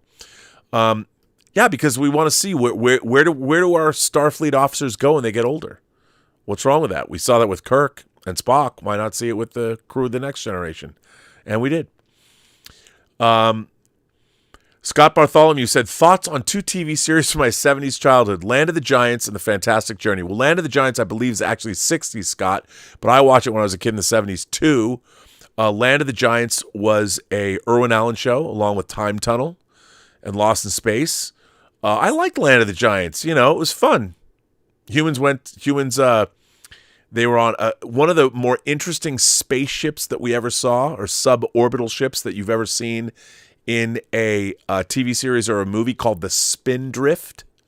I had a model, the Aurora model kit of it, and it was also, you can get a model. I think you can get it. Yeah, you can get a new model of it now. The Spindrift. I always thought that it was reminiscent of the Flying Sub from also Irwin Allen's Voyage to the Bottom of the Sea. He kind of owned, Time Tunnel, Voyage to the Bottom of the Sea, Lost in Space, Land of the Giants. They were awesome. They were fun. And the for those of you, I think all the episodes of Fantastic Journey that was like 77. Fantastic Journey had like Jared Martin as Varian, and the Fantastic Journey was a show that only lasted like 8 episodes, but it was interesting. This family, these people are shipwrecked in the Bermuda Triangle, and they're on this island. As they travel through the island, they're in different actual time zones. Like one time zone, they'll find the Bonaventure Hotel in downtown LA, and it'll be controlled by the creatures from the Gamesters of Triskelion. Not really, but kind of. And it was an interesting sci-fi show that didn't last very long. But Roddy McDowall was in it, and Ike Eisenman was in it, who played Scotty's nephew in Star Trek II, and who was also Tony, as in Tony and Tia from Escape to Witch Mountain. So I liked Fantastic Journey. It just didn't last very long. Cincinnati's 5-star barber sends in another super chat and says, thank you for those kind words, brother. Now tomorrow, Conan in 4K shall arrive. Carlito's Way also. Oh, dude. Carlito's Way from Arrow, like that is a beautiful, beautiful disc. I mean, oh my God. And you know what? You know what I forgot about Carlito's Way? One of my favorite character actors, John Ortiz, plays like young Carlito's nephew and drives him to this. Well, he has Carlito go with him for this pickup that goes awry. I love Carlito's Way, and that disc did you get the special edition? I hope in the box. It's great, but yeah, Conan coming out. Cincinnati's 5-Star Barber says, "How do you write a letter to the show?" Good question. Right down there where it says www.postgeeksingularity.com. Just go to that website, send a letter. It's free. I've got lots of letters to read too. So that is caught up there. Let me just check over and see if I'm missing anything else. I just want to catch up. Sadu has become a new member. Welcome to thanks for becoming a member. Batmat11. Also, this was their 10th super chat. I want to recognize that. So thank you very much. I think I've caught up with everyone's. Now I want to read a letter. I got so many letters to read. I got a lot of good letters to read from you guys. You are prolific letter writers, and they're backed up, but I'm going to read them. And I've actually got another article that I want to cover too. So let me just call up the letters. I accidentally set them down. So here we go. Now this is an interesting letter. Keith O'Neill writes in, and the subject for this letter is falling out of something you once loved. Hey, Rob, I used to love comic books. My fandom has lasted practically my whole life. I was a little kid when my dad read Superman 75 to my brother and me on that infamous day in November of 1992. I was right there when Bane broke Batman's back and tried making sense of the Clone Saga. I collected Brian Michael Bendis and Alex Maleev's awesome run on Daredevil and witnessed the birth and destruction of the Ultimate Universe in Marvel. And I even gave the new 52 DC Universe a chance. At the height of my collecting, I had about 8 to 10 comics on my pull list. I could tell you what was coming out each week blindfolded. But unfortunately, all that is in the past. I've written before about how modern comics just don't click with me.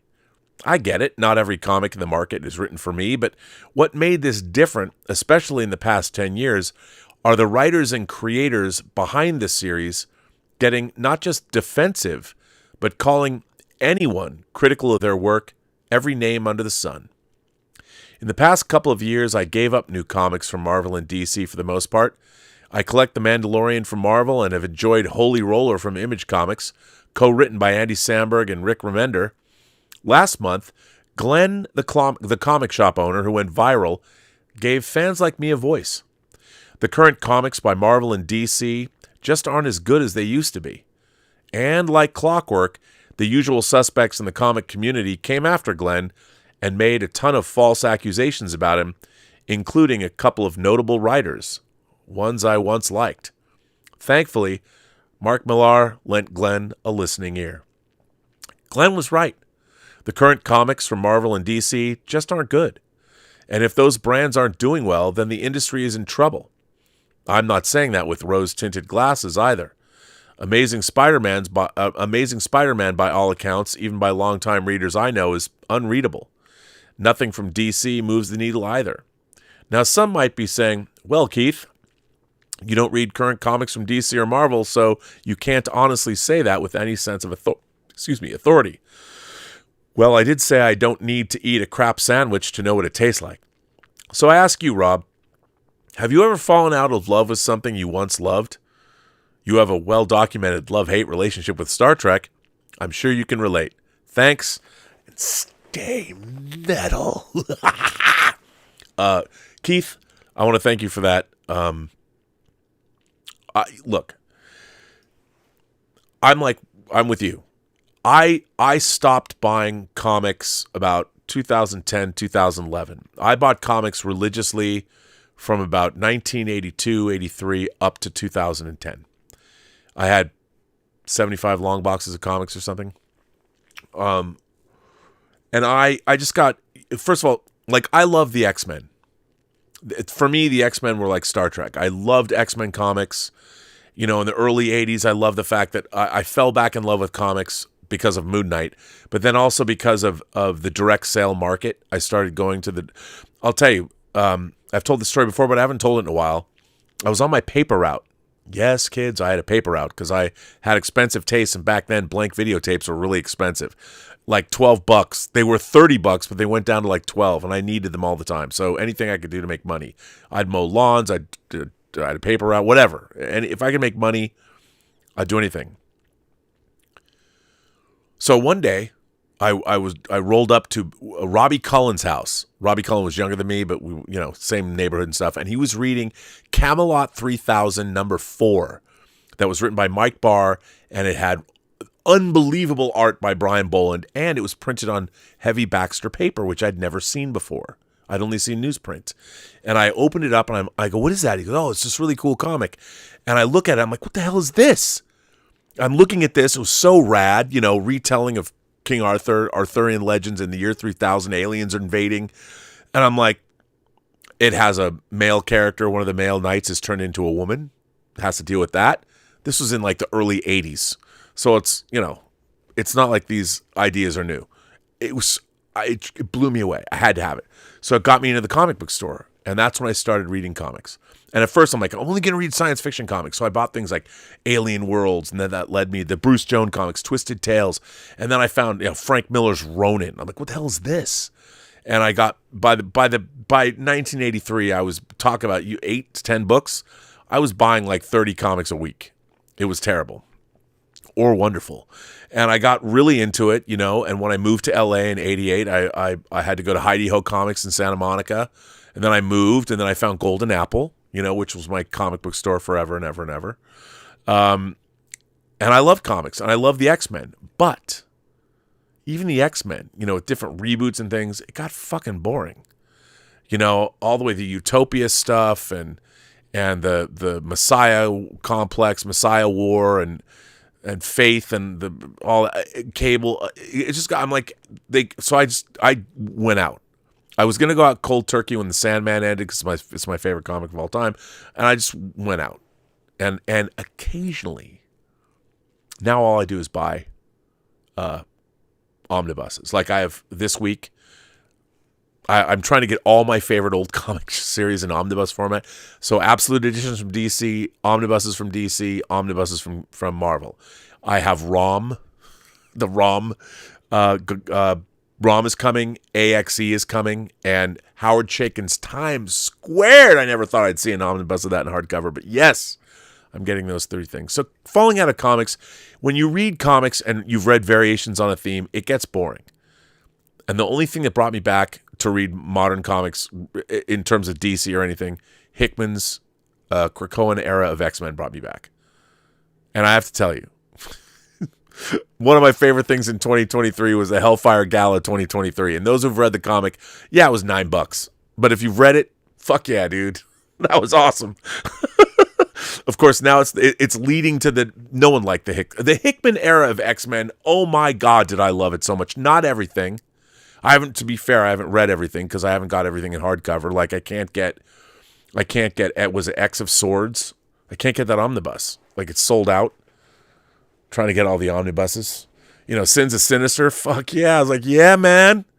But I loved it. A lot of people didn't like it. I loved it because it was wacky and weird and sci-fi, and I thought it was great. But now they're dismantling it. But I haven't enjoyed a comic book as much as I love the Hellfire Gala 2023. I read it like 6 times. I was laughing uproariously the whole time. I loved it. But where you want to talk about falling out of love with things? Star Trek is a perfect example.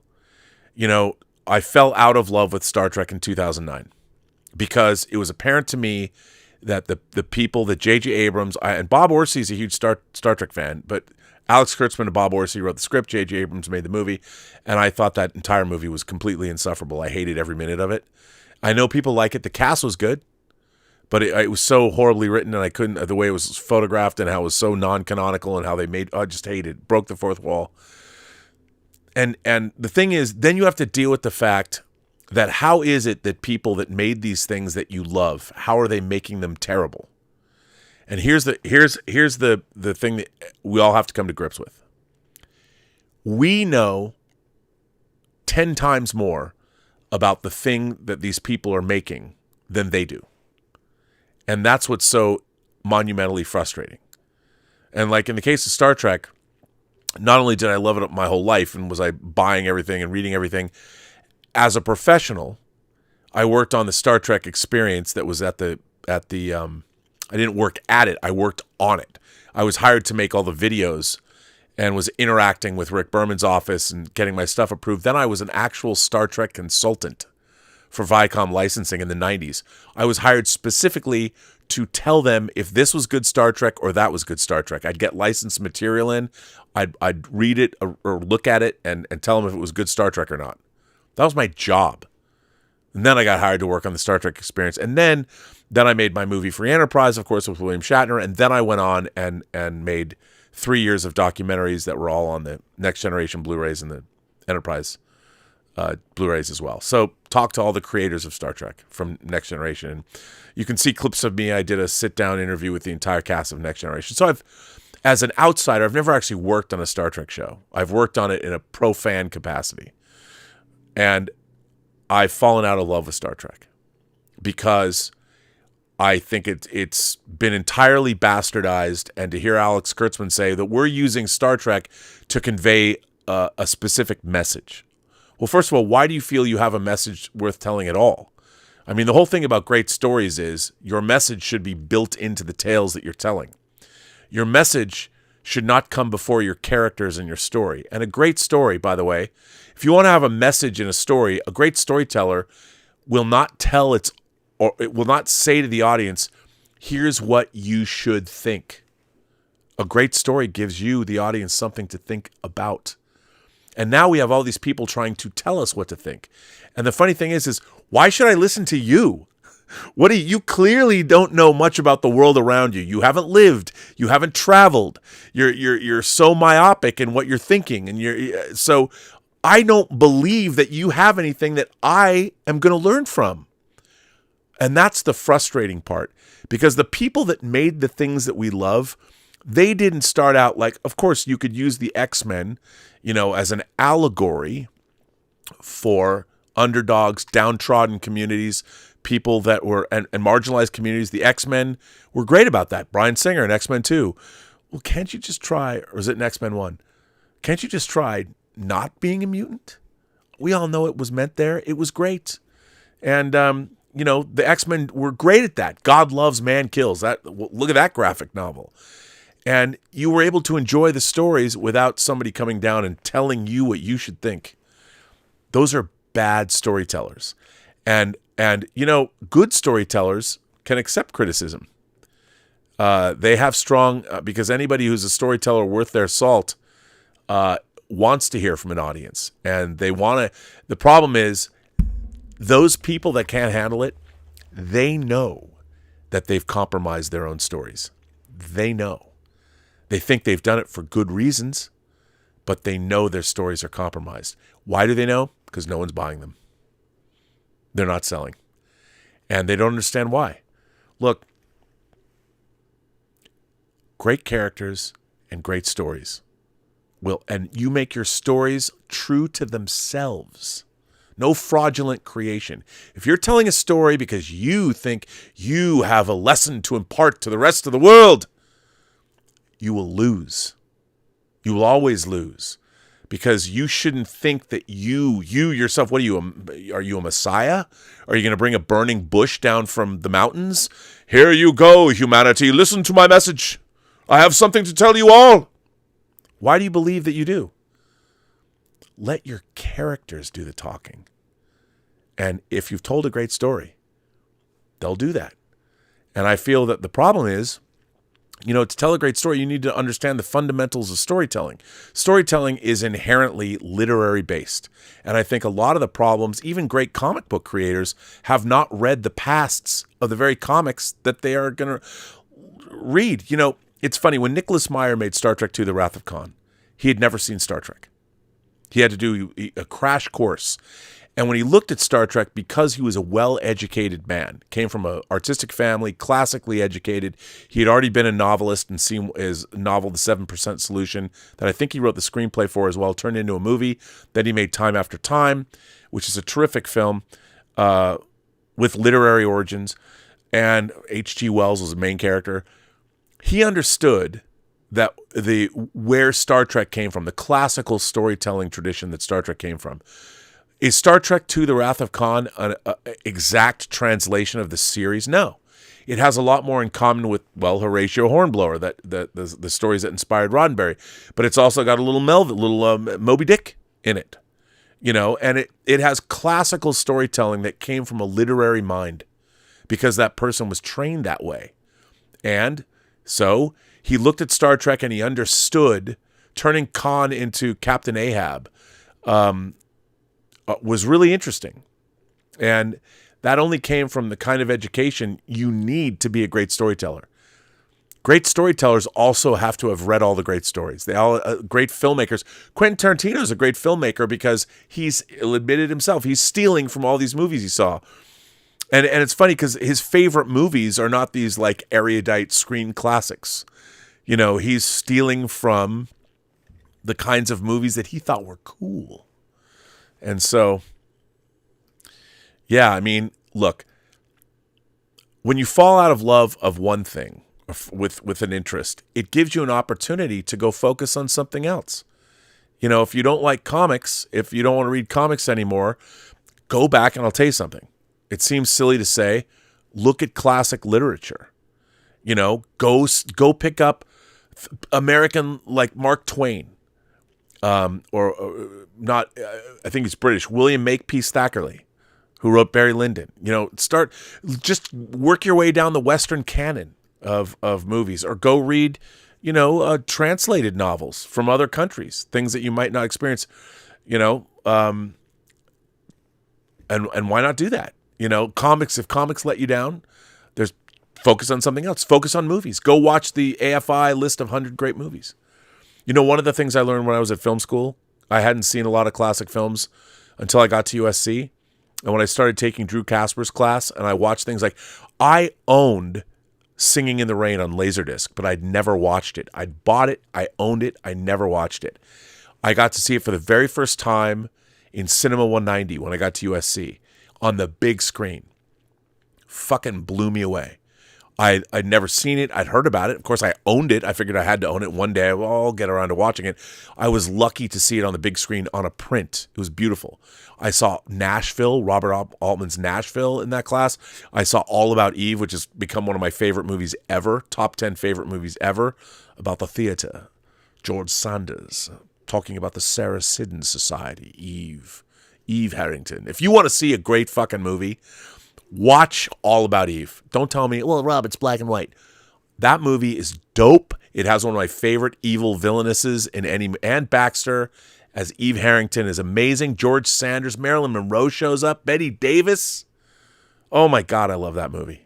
And had no idea. Saw it at USC on the big screen because of Drew Casper. Thank you, Drew. Thank you, Cinema 190. That was good stuff. It was good stuff. But you know what? You fall out of love with one thing, it gives you an opportunity to go explore something else. So always look at that as an opportunity. And never look back. Always move forward like a shark. Let's see. I'm going to read another letter. This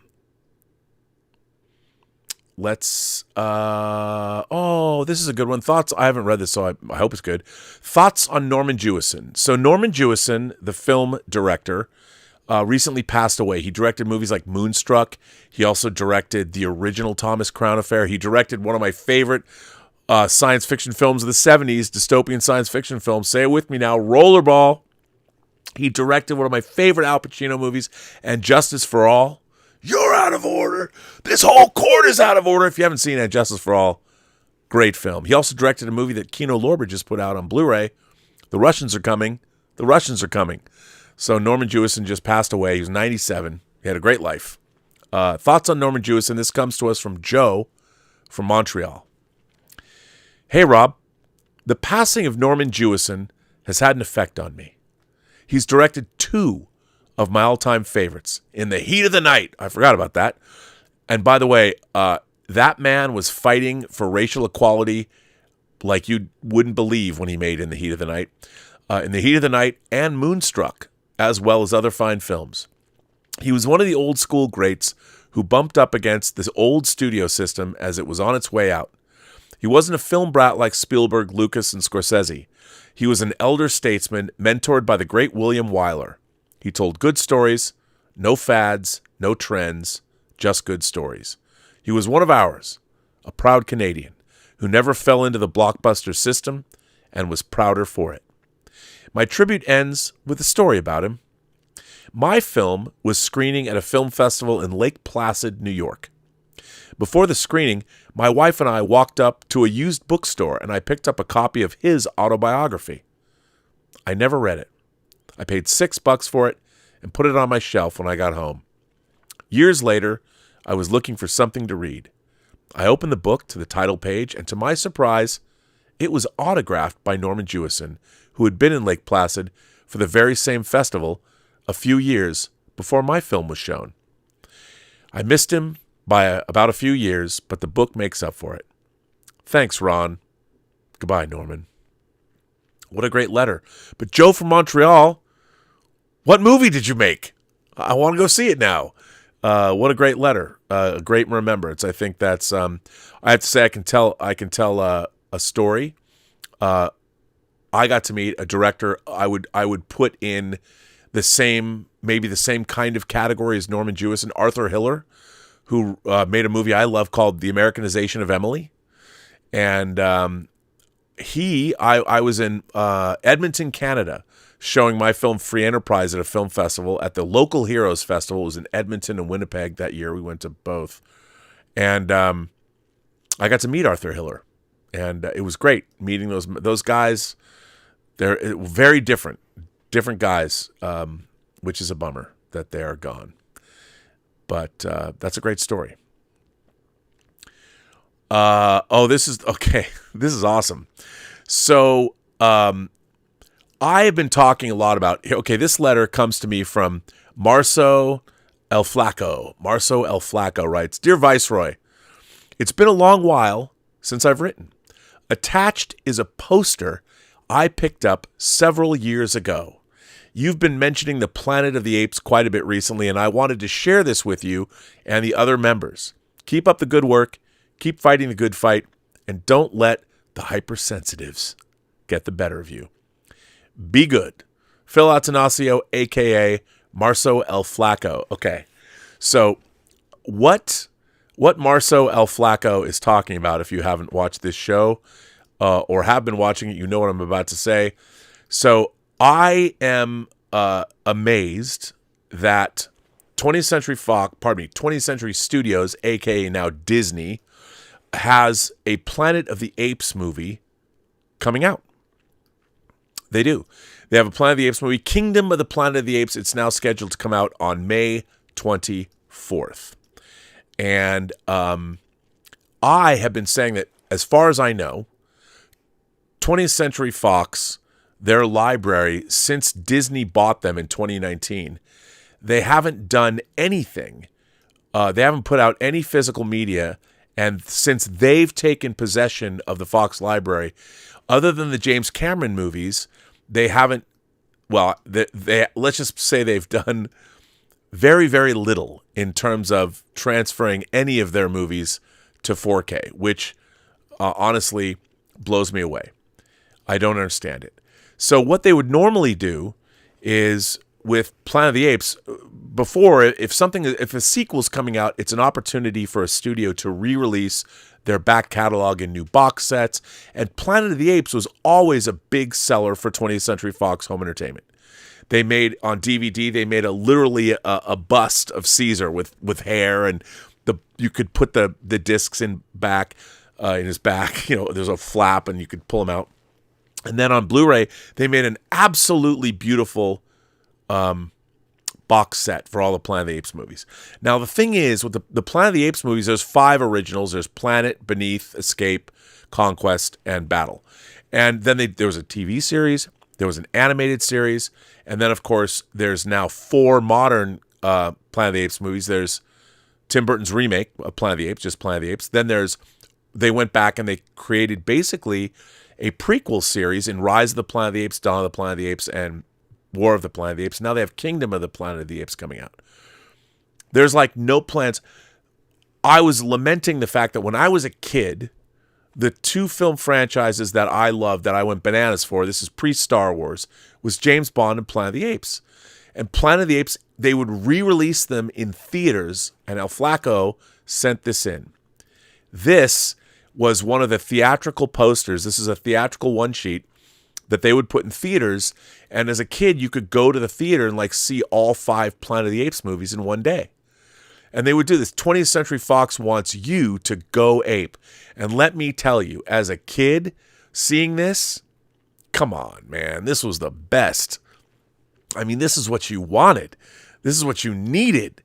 This was Planet of the motherfucking Apes, my friends. And this was cool as fuck. I don't know why I'm saying bad words, but why is there not a Planet of the Apes button on Disney Plus? Why isn't let's show this one more time. Why isn't this button? Why isn't 20th Century Studios, or why isn't there this artwork that just says Go Ape on a button on Disney Plus?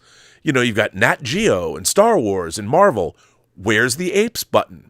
Why isn't like all 5 Planet of the Apes movies up in 4K? Why isn't the animated series there? Why isn't the live action series there? Why isn't Burton's remake there? Why aren't the 3 other movies there all in 4K?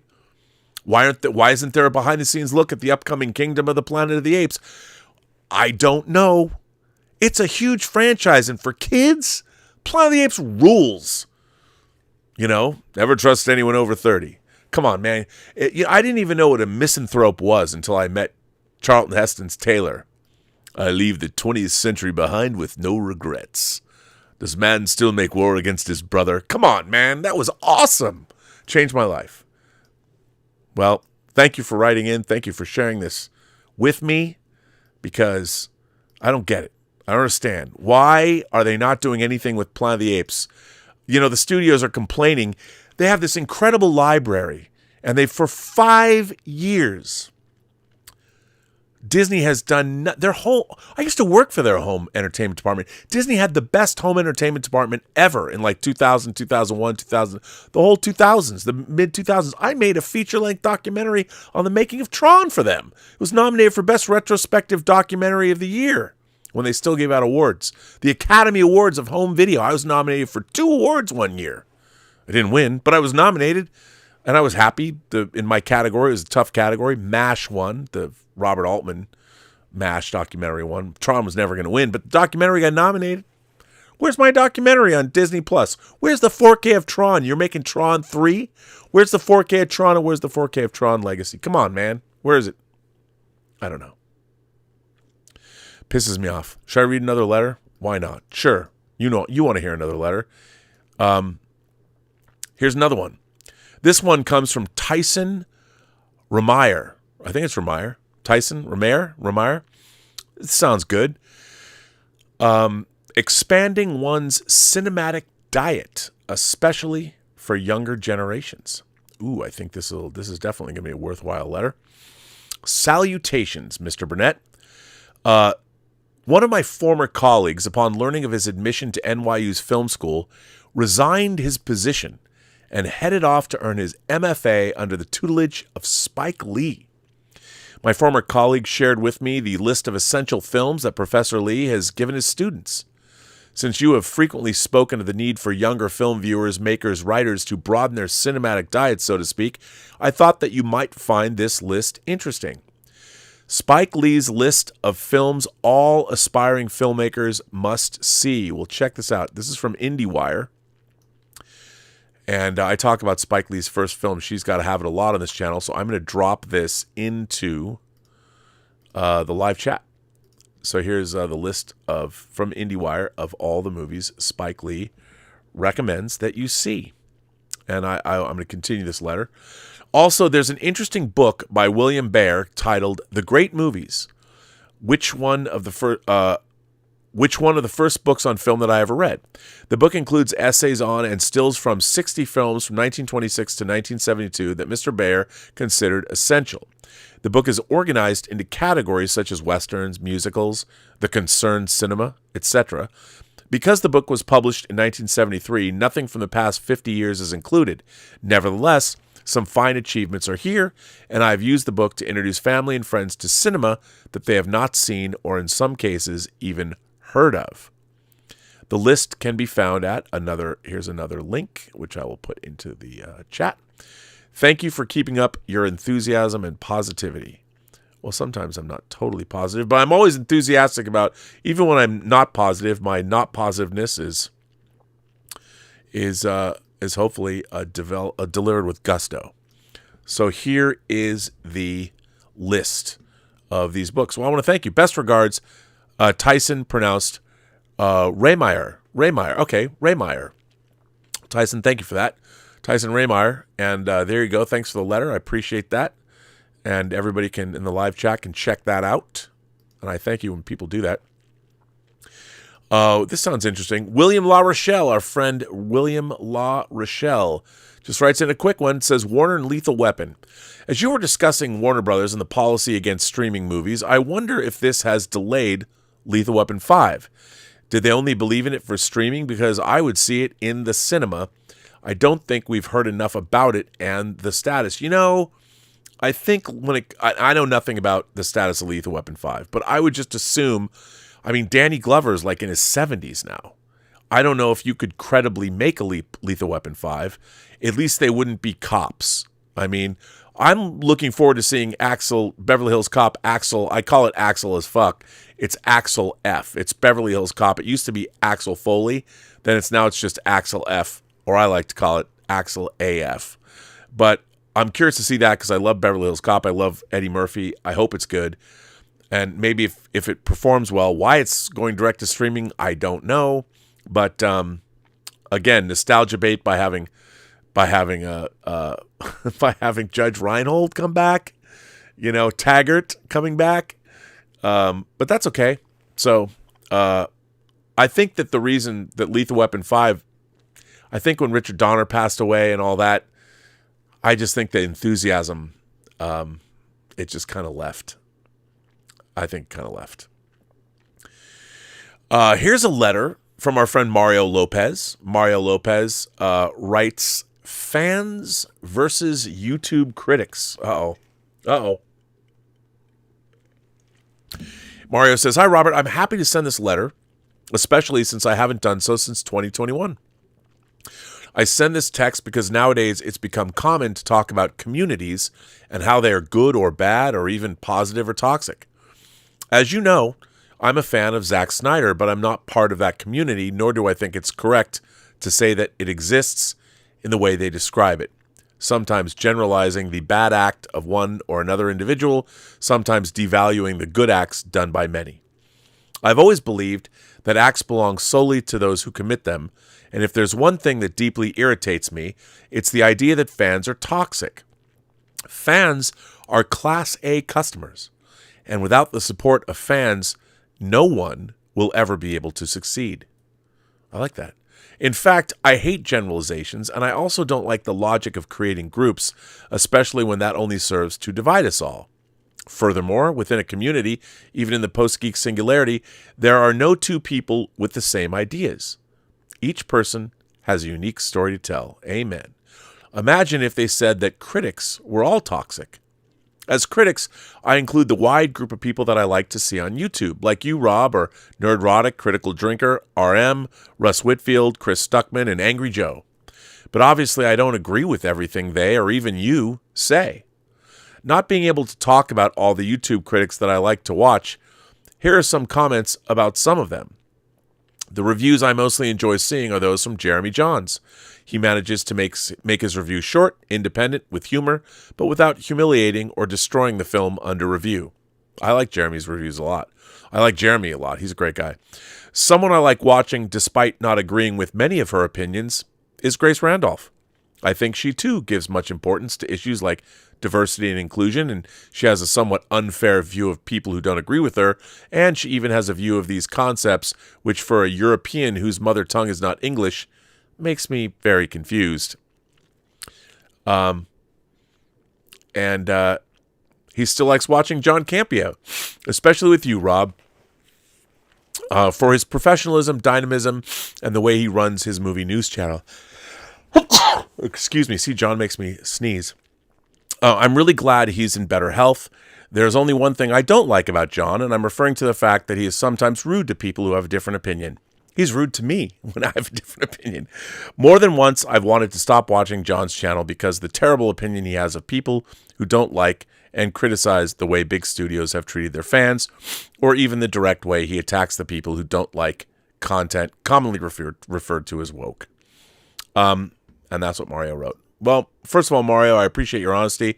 Second of all, I think with all YouTubers, anybody who's on YouTube, there's one thing people forget. We are trying to put on a bit of a show. And I think everybody does that. And it is, because if I were to just sit here and go, okay, guys, I'm going to talk about Star Trek. I really like Star Trek. I really like Captain Kirk. Mr. Spock's cool. I like Scotty. Uhura's my first celebrity crush. She's really beautiful. And when I saw her midriff exposed for the first time in the second season episode, Mirror, Mirror, and her green hoop earrings, I wanted a girlfriend just like her once. Or maybe one day I could have a girlfriend like her. If I were to do that, you guys you would not show up. You wouldn't watch. So, we've got to make, look, I will say this. What I have said and what I start the show with, stealing it from Russell Brand's show because the Critical Drinker said it about me, I really believe that people, whether you like them or not, the key to YouTube success is if the people watch know you are authentic. Being your authentic self is, I think, the only way. I do believe it's the currency of the 21st century. And I watch a lot of YouTubers I don't even particularly like, but I like what they cover. And if somebody does a good job at presenting something, I'll watch. And I constantly get criticized for things like I like Gary Beekler. I like Nerdrotic as a person. Do I agree with a lot of the presentations that he makes sometimes? No. I do like his videos. He's been doing these videos. He's got two guys editing for him. And yeah, do people not like the way he talks? Look, what I love about Gary Beekler is he's a San Francisco alternative punk. I imagine that if I knew him in San Francisco in like the 80s, he's not as old as me, but if I did, we would have gone to like punk shows in the 80s. And I like that about him. And plus, he loves his wife. He's a great dad. He's a good guy. And I know people might not like the way he presents things, but I do think he has a lot of good points to make. I love Critical Drinker. Again, Critical Drinker's a role. He's made a character named the Critical Drinker, the same way that Red Letter Media, who I also love, Mr. Plinkett. As a matter of fact, my first things that I loved on YouTube, the very first things that I loved and watched over and over again were Plinkett's reviews, Red Letter Media's reviews of the Star Trek movies, starting with Generations. Star Trek Generations is the worst thing ever. I fucking died. When I found those reviews, I watched them over and over and over again. Red Letter Media was my first love on YouTube. Boy, I love those. They were great. So, yeah, look, I think that there's room for everybody, and if you like somebody, if you like what they do or what they say, even if you don't, I watch people that I don't particularly like, but I think their information is good, and I think that they're provocative. But I try and cast a wide net across YouTube.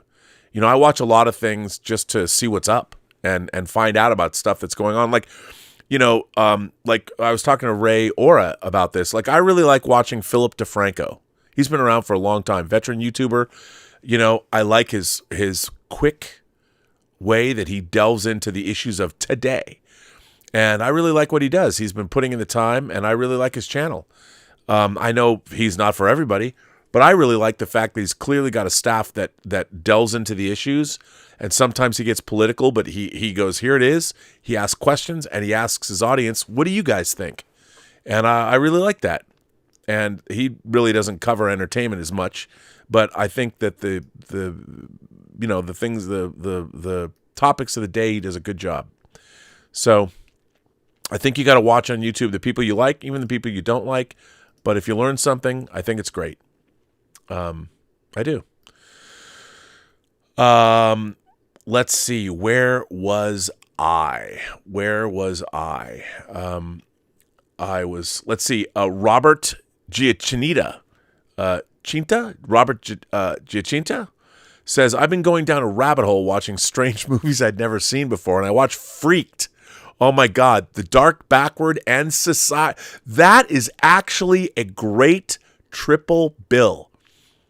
Been going down the rabbit hole watching strange movies I'd never seen before. I watched Freaked, The Dark Backward, and Society. Seen any of them? Well, first of all, Freaked is Alex Winter's movie, right? And then The Dark Backward stars Bill Paxton, and that's got Blumph and all that. The one-armed. That is a crazy movie. And then Society is directed by Brian Usna. I own Society. I have the Arrow Video box set of Society from a long time ago. I worked for Altarian Studios that worked on The Dark Backward and did a lot of the effects for The Dark Backward, but I didn't work on The Dark Backward. And Freaked I just saw. Freaked is fun. But all three of those movies all together, that's a great double or triple feature. I would throw into that Eric Red's Body Parts. That would make a good addition. Kudos to you for doing that.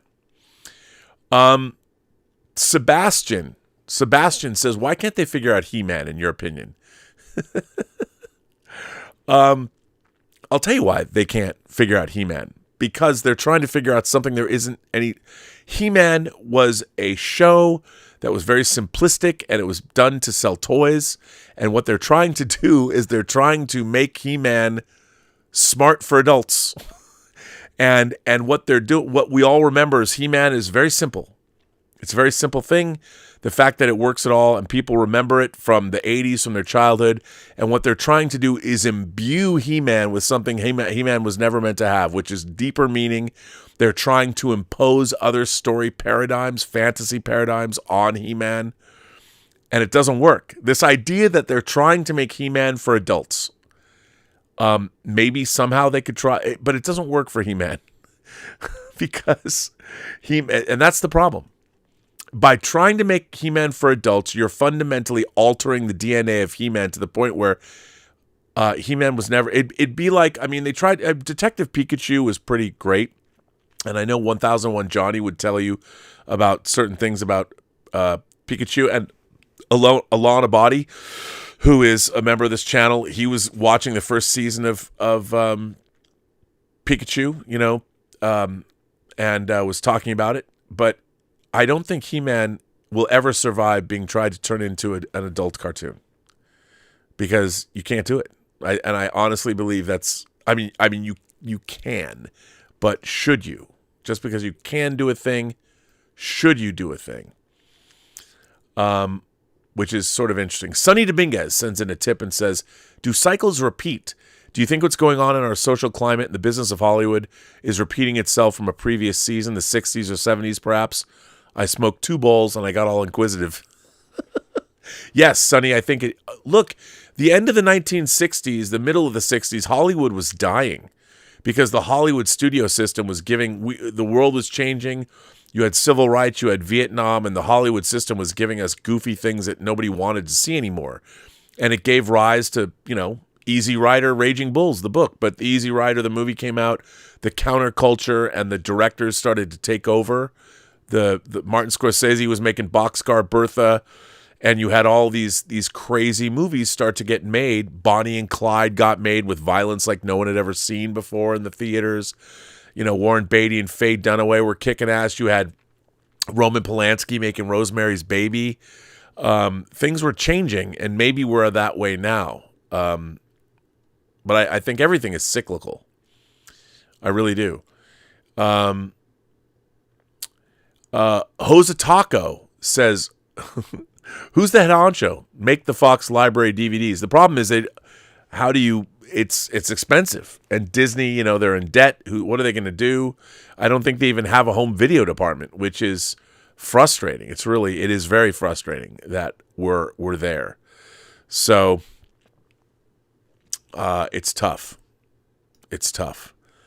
There's one other article that I wanted to read for the show today, and I to go back to fan service and nostalgia baiting, and I want to see if I can find it. If I still have it here? I might have already tossed it aside, in which case I won't be able to find it again, which would be unfortunate because I wanted to read it.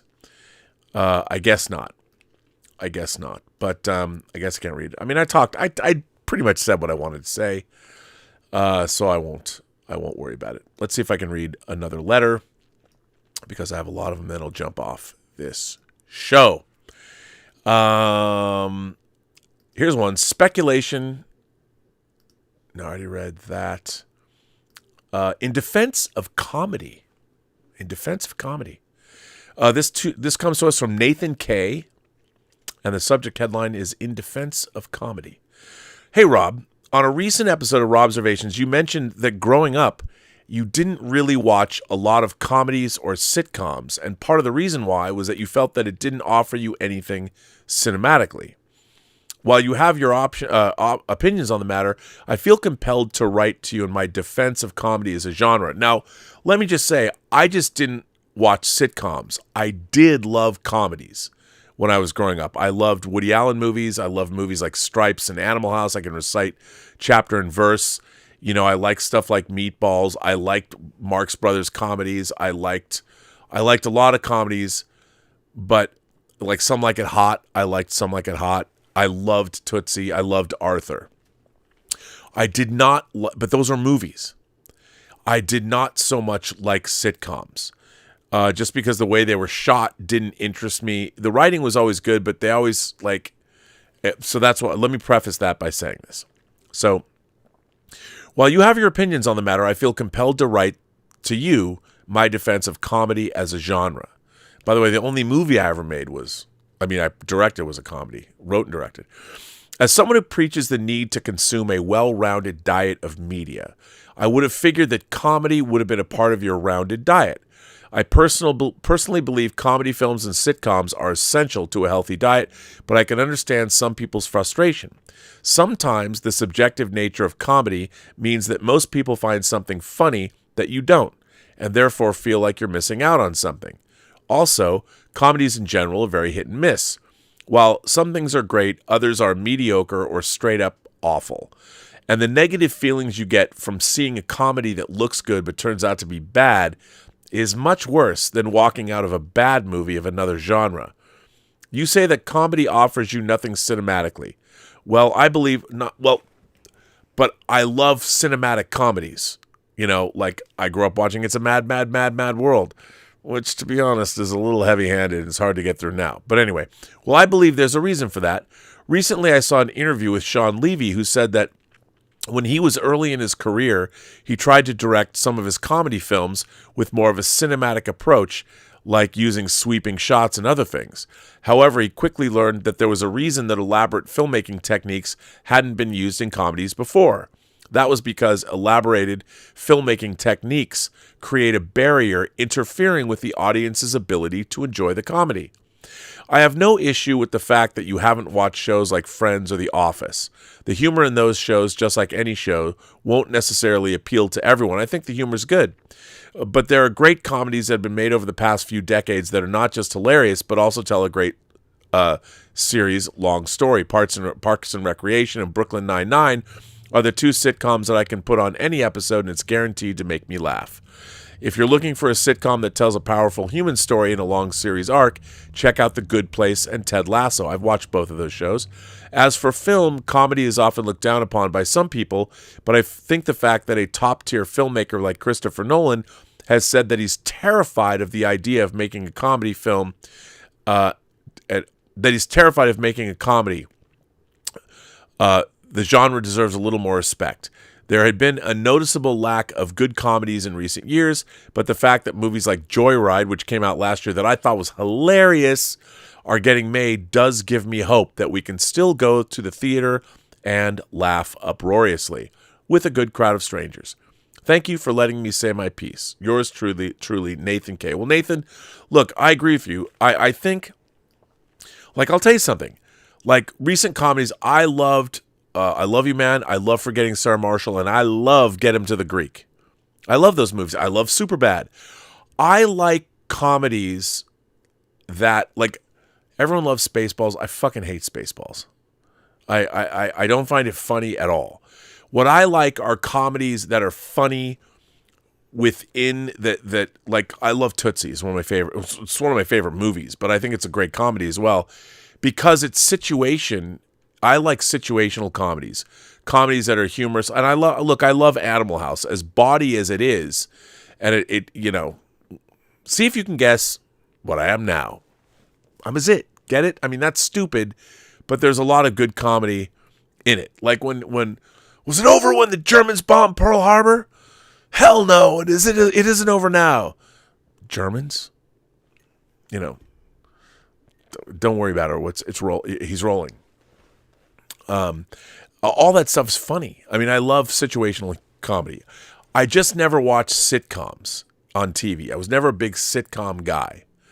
The writing was always good, but I liked, and I think it's a good point that comedies are not elaborately shot, but they have to be effective in the way that they're told. And I think you don't have to have big sweeping shots or you have all this great camera work, but a great comedy is still uses the visual language of film to tell jokes. Like, I'll give you an example. The smash cut to Dustin Hoffman as Dorothy walking down the street in New York is a really long shot, where the back, it's all compressed, and he's walking with all the crowd. You see him emerge from the crowd, walking on heels and fixing his hair. That is a beautiful cinematic shot that goes, it establishes who Dorothy's character is, and it's pure cinema. So I think it's good. I love it. I do love it. Well, listen, I think I am going to end this stream because I've been going for a long time. This has been a lot of fun. I want to thank you for being here. 1001 Johnny says, Pika Pika means sparkle. More emphasis on the spark choo-choo is the onomatopoeia for squeak, as in a mouse. Pikachu Pokemon, Pocket Monsters, a reference to capsule monsters from Ultra 7, the second Ultraman. 7 is second. Yes, long story. Wow. See? No one knows more about this stuff than 1001 Johnny. He's a scholar and a gentleman. So on that note, I want to thank everybody who is here. I want to thank people for listening and hanging out. I want to thank Tom Jr. Jackson for moderating. He's a great moderator. He also coined the official phrase of this channel is that we are all goof people. So Tom, thank you. I want to thank everybody who generously supports this channel via super chats and tips, and our members. We had a great member chat on this channel. If you're a member, you can be a member for 99 cents a month. We have member chats every other Saturday. Try to have it. Sometimes I have to work and I have to push it to Saturday, and we'll just do it the next Saturday. But yeah, so thank you. Thanks for coming into the member chats. Those are always fun. And I'll be back on the John Campea show tomorrow and Wednesday, actually. Yeah, so that's very exciting. Dune 2 in a month. Come on, how excited are all we? Very excited. And now remember, every person you meet has a story to tell that you have yet to hear. And all you have to do is listen. And with that, I say to everybody, have a better night.